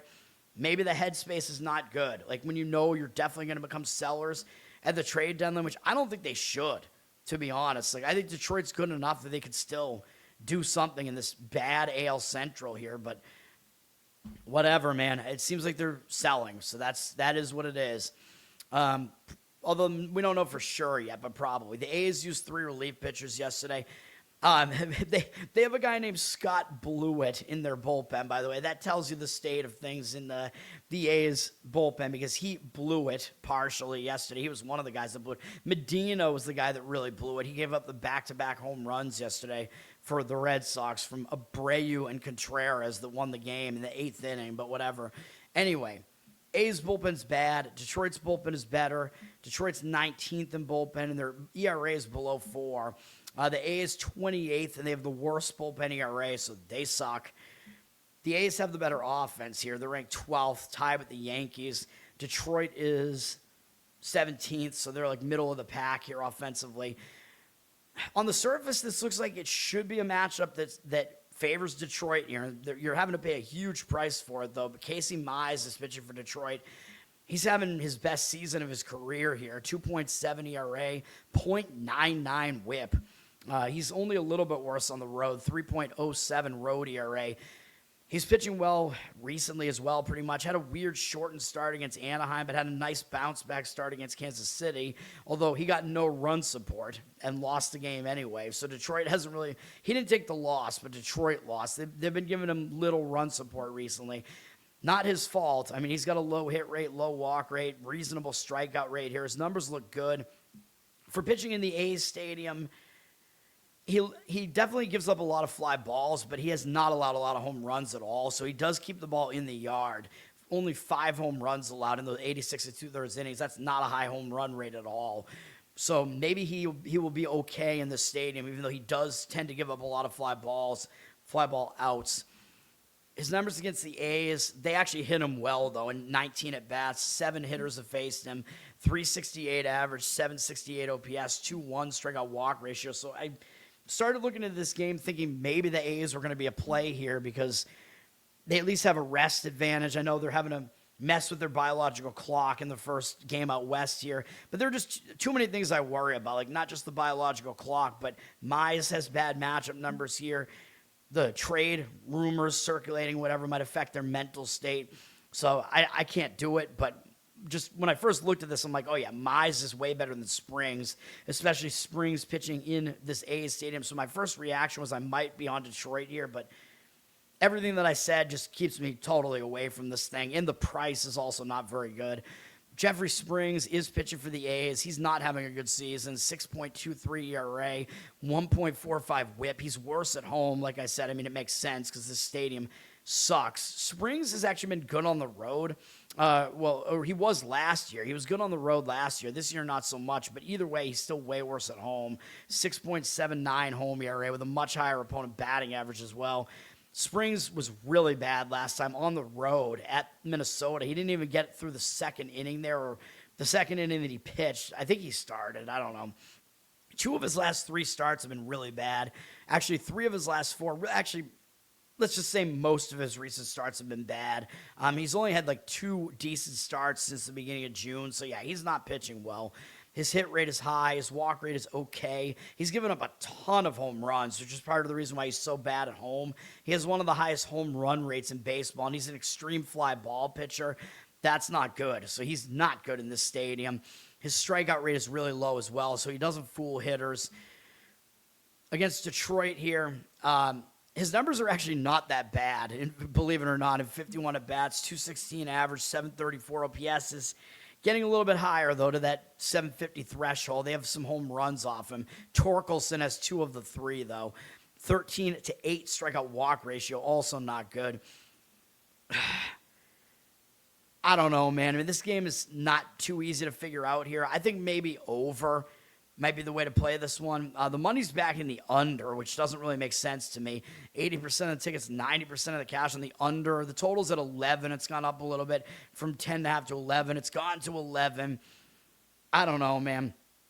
Yeah, I mean, over makes more sense to me. Like, I don't think either pitcher is necessarily totally trustworthy in this particular matchup here. Springs somehow has the better matchup numbers. I don't know how, but I would not want to back the A's here. If you're going to try to back the A's, do not do it in the full game because their bullpen is horrible. We have 85% of tickets, 94% of the cash on Detroit. They're in the minus 160s, or they open in the minus 160s. It's gone down a little bit into the minus 150 range at some places. The line looks like it's kind of all over the place there. I mean, my first instinct was to lean towards Detroit, but you'd have to lay like a run line here. And based on the matchup numbers, I don't really want to do that. Although Mize should be able to outpitch Springs. Like, I don't want to overrate the matchup numbers. Like, I think I tend to do that, but some of it depends on what the sample size is as well. Maybe Detroit on the run line makes some sense here, but I don't want to do it. Like I said, for all the reasons I already mentioned. Oh, thank you, sir. All right.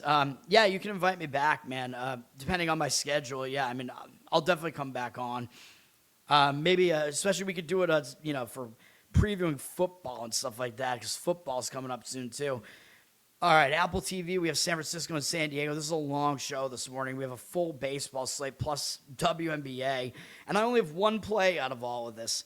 San Diego lost to San Francisco yesterday 4-1. Could be a bounce-back spot. It wasn't a return home spot yesterday, but after losing at home, that was yesterday, right? Yeah. Yeah, after losing at home, yeah, maybe San Diego's kind of in a bounce-back spot here. San Diego's got the better bullpen here. San Francisco used 3 guys out of the bullpen yesterday. San Diego used 2, and they used Randy Vasquez, who's a long relief man. So San Diego rested all their better relievers yesterday. They got the bullpen edge here. They're 10th right now, San Diego is. I think they're like a top 5 bullpen probably, though. San Francisco should be better than they are, but they've struggled. They're 23rd out of the bullpen right now. San Diego's offense has definitely struggled.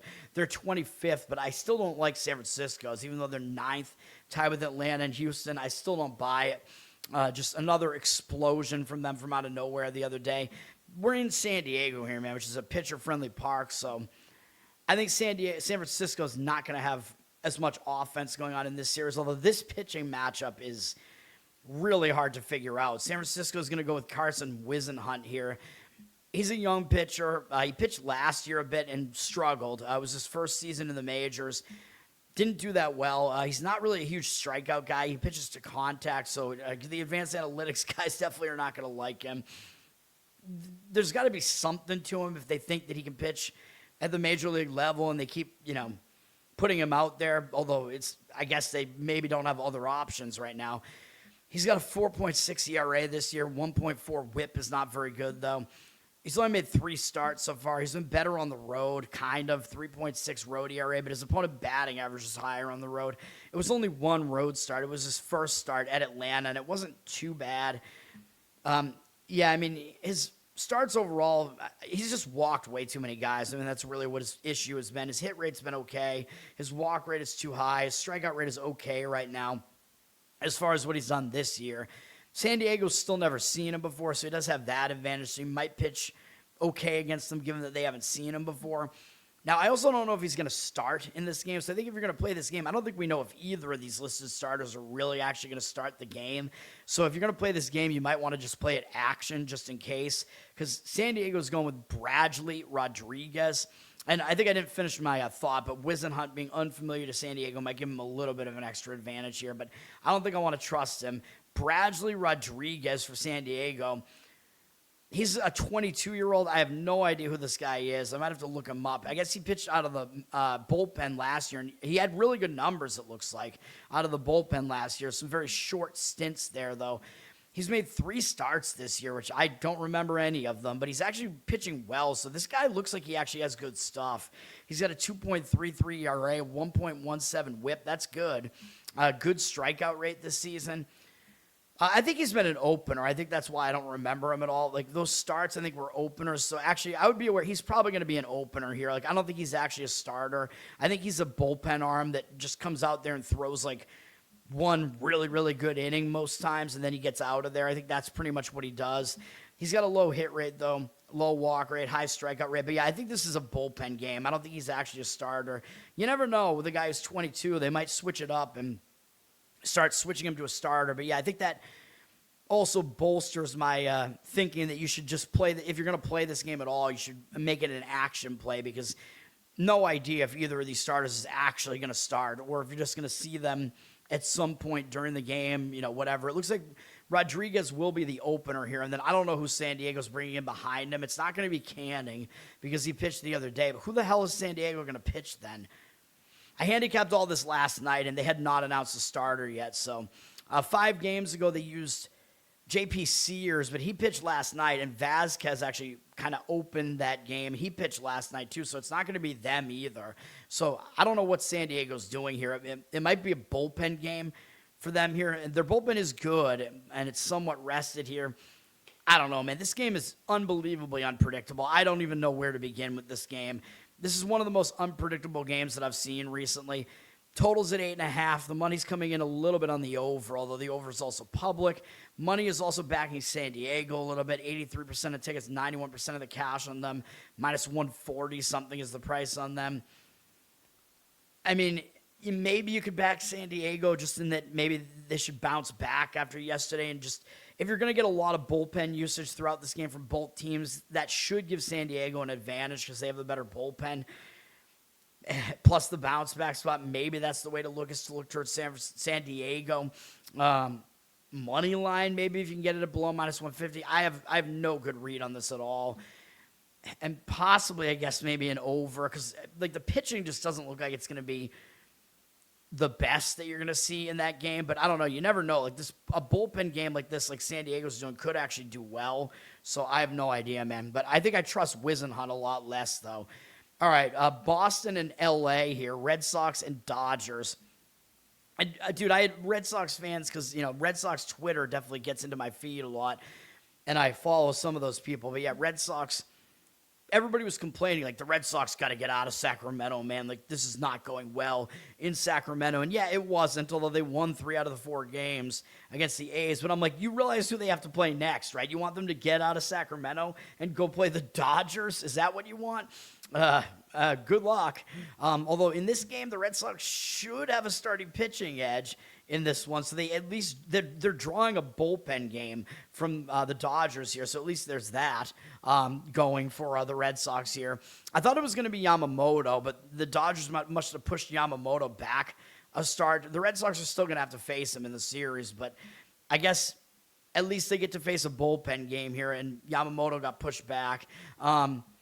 Red Sox have the best bullpen in baseball right now. They're tied for the best ERA with the Yankees, number 1 in whip as well.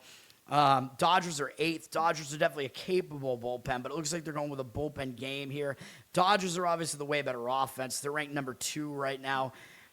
And the Red Sox are 20th. Red Sox have been at least getting better offensively, although that A's series, that was not a good offensive performance given what stadium they were in.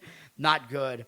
The Red Sox used 3 relief pitchers yesterday, I believe. Oh, no, only 2. My mistake. But Chapman came in for the second straight game, so he's probably unavailable here. You don't want to overwork him, man. He's an old man, but he's still pitching pretty well, although he seems to always be putting guys on base and then getting out of that jam. He likes to scare you before he puts the game away. I don't know. I don't like that at all, man. I want my closer to be lights out, but whatever. Ranger Suarez is pitching this game for the Red Sox. He came back to make his last start. So he was on the injured list. He had a groin issue. He came back in his last start. It was a little bit of a shorter start, but he looked pretty good in that one. He's been good this season, 3.02 ERA, 1.15 whip. And he's been good for like 3 seasons in a row now. But this is his first season with Boston. And he's actually been better on the road, too. 2.55 road ERA. That's good. He had a 4-inning shutout with 4 hits, no walks against Toronto in his return from his injury. Looked good in the start, although Toronto's offense sucks. But, yeah, that was in Fenway, and he looked pretty good. So they're probably going to let him go a little bit longer here. They were kind of rebuilding him. Like they only had him go 64 pitches there, and they let the bullpen handle the rest of it. And the Red Sox won the game. But, yeah, Suarez will probably go a little bit longer in this game unless he gets knocked out of the game. But that might be a concern here because he is facing a really good lineup. Overall, his numbers are really good here, though. Low hit rate, low walk rate, high strikeout rate, good stuff across the board here, except he's not good against the Dodgers. They have 101 career at-bats against him because, of course, he was in the National League with Philly. Dodgers have a 317 average, 909 OPS, 21-7 strikeout walk ratio against him. So he's been bad against the Dodgers. A few of these guys really hammer him. Mookie Betts, former Red Sox player they never should have gotten rid of. Freddie Freeman, those 2 guys do the most damage. So if you're looking for hits plus runs plus RBIs, player props to go over, that's what I recommend. I recommend finding a guy that has a decent-sized sample against the starting pitcher and going with him there. LA is going with Edgardo Henriquez here. He's a bullpen arm. So like I said, he's good, but they're going with a bullpen game here. So I think he's going to pitch the first inning or whatever, and then the Dodgers are just going bullpen game here. You never know what that's going to look like, man. It could be successful, maybe not. The Dodgers are favored, but they're not favored by that much. They're in the minus 120 range here. Red Sox are getting the money, 61% of tickets, 86% of the cash on the Red Sox. I think the feeling from the professionals is probably that, well, you're getting like a pretty capable starter here for the Red Sox going up against a bullpen game, so that should give the Red Sox the advantage here. Plus, they do still have the bullpen edge as well, although it's going to be the bullpen all game pretty much for the Dodgers here. And yes, I'm old school, so I like to fade the bullpen games. Sometimes it doesn't work out too well, but in this one, I'm not going to do it because the Red Sox, Suarez doesn't have good matchup numbers here. I think if I was going to play this game, I would probably play the over, even though I know the Red Sox just had a bunch of low-scoring games in one of the most over-friendly ballparks. I don't know. This game looks like there is going to be more offense coming in this game, so given what we just looked at there as far as what the matchup looks like and whatever. 8.5 is the total. It's a reasonable total. Hasn't really moved. 50-50 on the tickets on the total, 75% of the cash on the over, so the money is backing the over there. I tend to agree with that one. And then we have Minnesota and Seattle. Looking at the starting pitching matchup here, it looks like it's a big advantage for Seattle, but when you dig into it a little bit, maybe not so much. Seattle is returning home from a road trip, so that's not good. They went to Texas and the Dodgers, and I believe they played yesterday, if I'm not mistaken. Let me see. Yes, Seattle used 2 relief pitchers yesterday, including Hoppe, Alex Hoppe. Love his writing, man, and his political stuff. Seattle's returning home from a road trip, which I know I always point out it's a negative. You return home from the road, you got to get back to home life. They had 2 big series on the road against Texas, who's leading their division right now, and then they had to play against the Dodgers. So it's going to be difficult to return home from that and play a Minnesota team. It's probably not going anywhere, so could be a bit of a spot where Seattle overlooks their opponent. They get distracted, having to get back to home life. At least they're not traveling across time zones here, but it's still not a good spot for Seattle here. So I don't like the spot for them. Minnesota is starting a road trip off of beating Kansas City yesterday. Of course, they did it in dramatic fashion with that Clemens walk-off grand slam, which I believe the last walk-off grand slam in Major League Baseball was in like 2018 or something, I think is what I saw on ESPN. It's a rare event. I would think it wouldn't be quite that rare, but I guess it is. Anyway, Minnesota's in the better situational spot here because they're starting a road trip. Could be a focus spot. Both teams played yesterday. Minnesota's bullpen is way worse, though. They used 3 guys yesterday. Seattle's a much better bullpen. Seattle's ranked 11th. I think they're like a top 5 bullpen, though. Twins are one of the worst. They're 29th. I think they're a bottom like 5 bullpen probably. Minnesota's been better offensively than Seattle. They're 14th, tied with the White Sox. Seattle's struggled all season so far. They're 27th, really have not gotten their offense going. Seattle's going up against Zebby Matthews, who's pitching for the Twins here. He's still a pretty young guy. He's got some talent, but his numbers are just kind of all over the place. 5.21 ERA, 1.32 WHIP, not that good. And he's been way worse on the road, 7.58 road ERA. So he pitches way worse on the road, although he's actually way better at night. I don't usually look at the day-night splits, but his splits are extreme everywhere. So he's going to be on the road here, but he is pitching in a pitcher-friendly park, and it is going to be at night. So, maybe that will counteract the fact that he's terrible on the road, but he is terrible on the road. 7.58 road ERA. Was decent in his last outing against the A's, held him to 2 runs in 6 innings, but he only had 1 strikeout. So that really concerns me. And the fact that he has an 8+ ERA this month and a 13-12 strikeout walk ratio this month, in addition to 24 hits allowed in 19 2/3 innings, that's not good. He's not pitching well right now, so I don't really trust Zebulon with the way that he's pitching right now, although I guess he's maybe trending back in the right direction after that last start. He's got exactly 1 hit per inning, very mediocre. His walk rate is kind of mediocre as well. His strikeout rate is actually not even really that good. I thought he was a better strikeout pitcher than that. I feel like I say that every time I break down his numbers. I keep forgetting that. But yeah, his numbers across the board, not really that good. Home run rate is kind of high as well, though maybe that would be not a huge issue in Seattle. His numbers against Seattle, they've hit him well. Only 5 of their hitters have faced him, though. 13 at-bats, but they've done a lot of damage against him. 385 average, 1275 OPS, 3.1 strikeout walk ratio.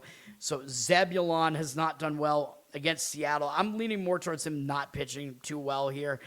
Bryce Miller is pitching for Seattle. He's had a really good season, although it's been a short season so far because he came back from injury sometime like a couple months into the season.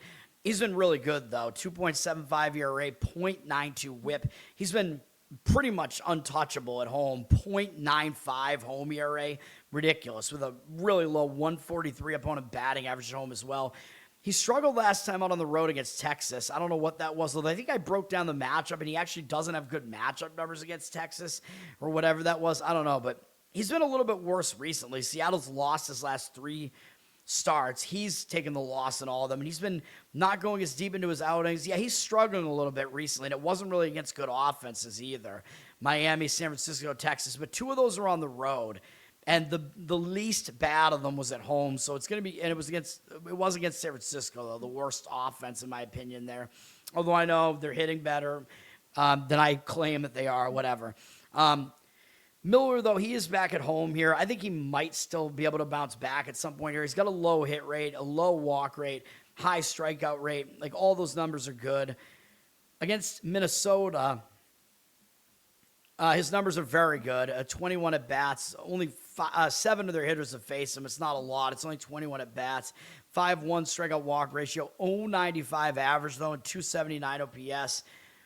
I kind of like Seattle, man. I mean, it feels like these return home spots, I want to fade these teams usually, but I like the pitching matchup for, like, all of them except one. And I think that does kind of matter a little bit. The money looks like it is back in Seattle, but you do have to pay a huge price for it, though. 86% of tickets, 93% of the cash on them. You have to lay minus 170 something for it. The line's actually reverse moved against them. It opened minus 186, and then it dropped. So that's an indicator there is some money playing Minnesota here. And given that the total is 7.5 or 8, money is coming in on the under as well. given all that and that it's a lower scoring game, a lot of times the underdog does make some sense here. However, despite the return home spot, which I know is very bad, the matchup just favors Seattle to me, like just throughout the pitching. Everywhere throughout the pitching in this game favors them, with the starting pitching and the bullpens here. I don't know, man. I think if I was going to play this, maybe I would still lay, like make a -1 run line with Seattle or something here. Or maybe take Minnesota's team total under and take them to just not score against Seattle's pitching here. But then that worries me because it's a low total. So you're going to be looking at, like, if Minnesota scores 3 runs, you're going to lose that bet probably. So that's really, really living life on the edge. You know what I mean? So I think I would prefer to, like, make a -1 run line with Seattle there. But I don't want to do it. Yeah, again, I don't like this board today much at all, dude. I've only got one play here out of all that. And then WNBA I'm avoiding, but we got 3 games here. I think every team is now played out of the All-Star break, so we don't have to break down the momentum spot anymore coming out of the break. But we have Seattle at Atlanta. Saab likes Seattle to cover here. I think I agree with that. I think if I was going to play any of the games today, I think it would be that, actually. Atlanta's returning home from the road, but it wasn't a road trip. It was only a single game on the road in Dallas. It was a big game, and they won the game. Like I pointed out when I broke down that matchup, the money was coming in on Atlanta in that one, and Atlanta had the better defense, and that's kind of what won out there. They were able to slow down Dallas enough. Dallas has a high-powered offense, and they go really fast. Atlanta was able to kind of muddy up the game and win it. But now that could put them in a letdown spot. I'm not going to say it's a return home spot, really, even though technically it is, but they weren't on the road for very long. They only had one game on the road in Dallas, so they weren't away for very long. So they're not going to have stuff that they have to do at home and whatever. But I think it's a sandwich spot because that was a big win over Dallas. They're not going to pay attention to Seattle. They just played them here back on July 9th and beat them by 11, which I haven't looked into it, but I think it was a fairly easy win. They did lose in Seattle prior to that, though. But they got a bigger game on deck on Monday against Las Vegas, which is a big Peacock and NBC Sports game. So I think that's a look ahead, playing the returning champs. So, yeah, I think it's a sandwich spot that we have for Atlanta here. And like I said, Atlanta is a bit more of a defensive team, so maybe it makes sense to maybe look towards them not covering as a big favorite. The total is somewhat high, though, in the high 170s, and the money looks like it initially drove the number up a little bit, but now it looks like it's all coming back in on the under, though. So if we're going to get a lower scoring game, I think that does help the cause of the underdog, even though Atlanta does want to play like a lower scoring game. I think Seattle's lost whatever this is, 7 games in a row. They played against Indiana out of the All-Star break, and they lost by 10. The game wasn't particularly close at the end, and now they're starting a road trip, having to travel cross-country for it, but going west to east is easier to do. And starting a road trip, you might be focused, especially because they lost the last time they were here. So, yeah, generally, yes, I like Seattle in this one. I think it's the strongest out of the WNBA plays today. I don't have it on my – it didn't make the cut for me. I don't know. I mean, I didn't like any of these games enough to actually do it, but 77% of tickets, 81% of the cash on Seattle. It's weird to see the public ticket percentage on them. You wouldn't think that, but the number's 12.5. It hasn't really moved. It looks like the money might be also back in Seattle there. So, yes, I agree with Saab on that one, but that one didn't make the cut for me. Maybe I'm being way too selective here, but whatever. Dallas at Washington. Washington just beat Connecticut the other day. We lost with a play on Connecticut, which it was kind of an outlier, man. Washington wasn't as good in that game as it looked. I thought it was a bad spot for them, but part of that handicap was that Washington would be looking ahead to Dallas, which I think they were. They won the game by 8 as 6.5-point favorites, and again, there was a huge free throw disparity in the game, and that's how Washington won. They went to the line a ton, and that's how they won the game, and it skewed the game to be higher scoring. I think it was bullshit. Connecticut had more field goal attempts in the game by double digits and still didn't cover, so I'm pissed about that. But Washington staying at home off of kind of, I would say, sort of a lackluster effort against Connecticut. They might show up for this game against Dallas, even though Washington wasn't as good as they looked in that game either. But I think it was all about it not being a good spot. And it was their first game out of the break, and they had gone into the break on a big note. I think beating Vegas, or coming to within 1 point of Vegas, whatever it was. Dallas in this game, they're coming off that big game against Atlanta. It's one of these weird single-game travel spots to play in Washington. I don't know if they're really going to focus on this game coming off that big game. Not a sandwich spot, though, even though they have an ESPN game next at home, but it's against Connecticut. However, actually, you know what? They might actually look ahead to that because guess what that is? ESPN. Oh, no, that's at home. My mistake. If it was in Connecticut, I was going to say that would be like a homecoming for Paige Beckers and Azzy Fudd, their two top draft picks over the last 2 years, who were in a relationship with each other. They both went to UConn. So that would be interesting. They've already played in Connecticut, though, and they only won that game by 3. So that game's going to be in Dallas. So, yeah, I don't think there's much weight to put into that. However, I think Dallas coming off the big game over Atlanta.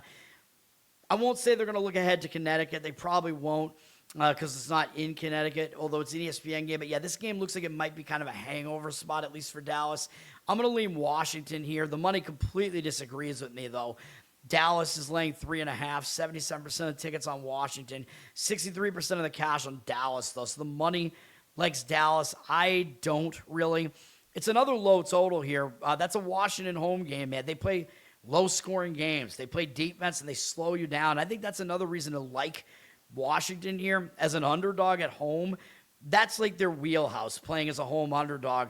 They're a style of team that covers as a home underdog because they play slow and they play defense, and Dallas doesn't want to play that way. Dallas wants to play fast, and they're going to have to play a second straight defensive kind of crawl of a game like they just did against Atlanta. So Dallas doesn't really want to be in a game like that, and I think Washington will be able to slow the game down because the home team can usually do that, and slowing the game down is easier to do than speeding it up. But, yeah, the total's low in the 160s, so... yeah, I like Washington to cover in that one. I'm not going to do it. And then we have Indiana and Portland. I mean, this is kind of a mismatch. Portland's not even as good as their record looks, so they've started to fall off a bit. They're not good. They're an expansion team. I think they kind of took some teams by surprise early in the season, but now most teams have gotten a chance to look at them at this point, and now they're falling off. Portland did just lose in Vegas. It wasn't close. They lost by 15. Now they're coming home from that. Not really a return home spot, though, because they're only on the road for one game in Vegas.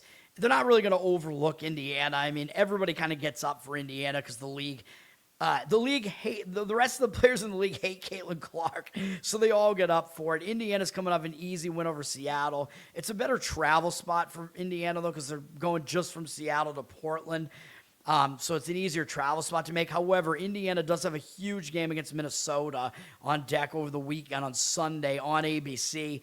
National TV game against the best team in the league that has their best player back now, Collier. And then after that, they play Vegas, the returning champs. That's a big game as well, although Indiana embarrassed Vegas the last time they played them. But still, those are big games. Possible look-aheads there. Indiana's getting the money here. They're laying 8.5 on the road, 64% of tickets, 95% of the cash on Indiana. I don't love it, though. Like I said, it looks like Indiana is in the better travel spot here, but that look ahead would worry me if I was going to try to play Atlanta here. So I don't love the game. I might even slightly lean towards taking the points with Portland, but yeah, I don't want to go against a market read like that, and there are too many conflicting factors in that one. So that's going to do it. It's a Friday. It's a big board, but we only got one game to go with here. And it's one of these dreaded first 5 unders. Maybe it's too obvious. Maybe I should worry about it a little bit, but we're going to take Pirates-Reds under the first 5 total, 3.5. Although, like I said, I'm kind of waiting around because I think it looked like you might be able to get a 4 on this at some point. I would much rather. At 4, I would kind of like it, I mean, I do like it already. I mean, I wouldn't give it out as a play if I didn't like it. We do have a 4 now. You have to pay a little bit for it at minus 125. I think if that price drops a little bit on it, maybe I would say do it. I'll update the description for what I wind up playing on it. But yeah, you can play the 4 at minus 125 if you want to pay a little bit extra juice. Every half run matters in the first 5. There's no key number really. Every number's pretty much key in the first 5. So. But I like the starting pitching there, and that's what I've narrowed it down to today. That's all I got today. That's going to do it. Learn to Toad, 2 hours for that. Learn to Toad on Twitter. Learn to Toad on Instagram. Like, subscribe to the channel here. We'll have some football preview content coming up and whatever. I've already done a little bit, but I might do an updated one for football just to do it, whatever, for NFL. I haven't done a college football one yet, but subscribe, and then you'll get the notifications for that. We're on audio, Apple, Spotify, Spreaker. Check it out there. Everywhere you look, it helps me out. Let's make it a full house here, a fuller house. All right. What else I got to promote here? Covered in Uke is my Uke channel on YouTube. Uke Covers. I did another one last night for the Gnarls Barkley. I said 30 by accident. 20-year anniversary of Crazy, which wasn't actually. I don't think it was the right date, but whatever. It was fun to play it. My voice isn't quite there, but check that out. Check out my Patreon, patreon.com/LearnToToad if you want to throw me some support that way. I need to get more Patreon content going, man. Like I said, Uke Jams, I definitely should do where I just hang out and chat with people and play Uke stuff. And I might make the first ones just wide open to the public to get people into it. I got to think of something, man. And, could start doing like live watch parties here, some games or whatever. It's just so much content, it'll feel like I have no free time, though. And I don't know, but I need income somewhere, man. It's not enough right now. What else do I have to promote? Losercast every Tuesday night and the New York Giants G-Spot podcast.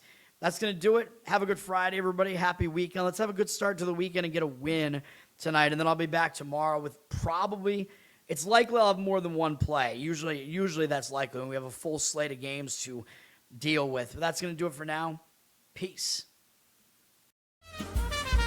If the dark starts talking, hand me the phone. Let somebody answer, let somebody know. You do not have to lose this round alone. Hold on, not tonight, not now.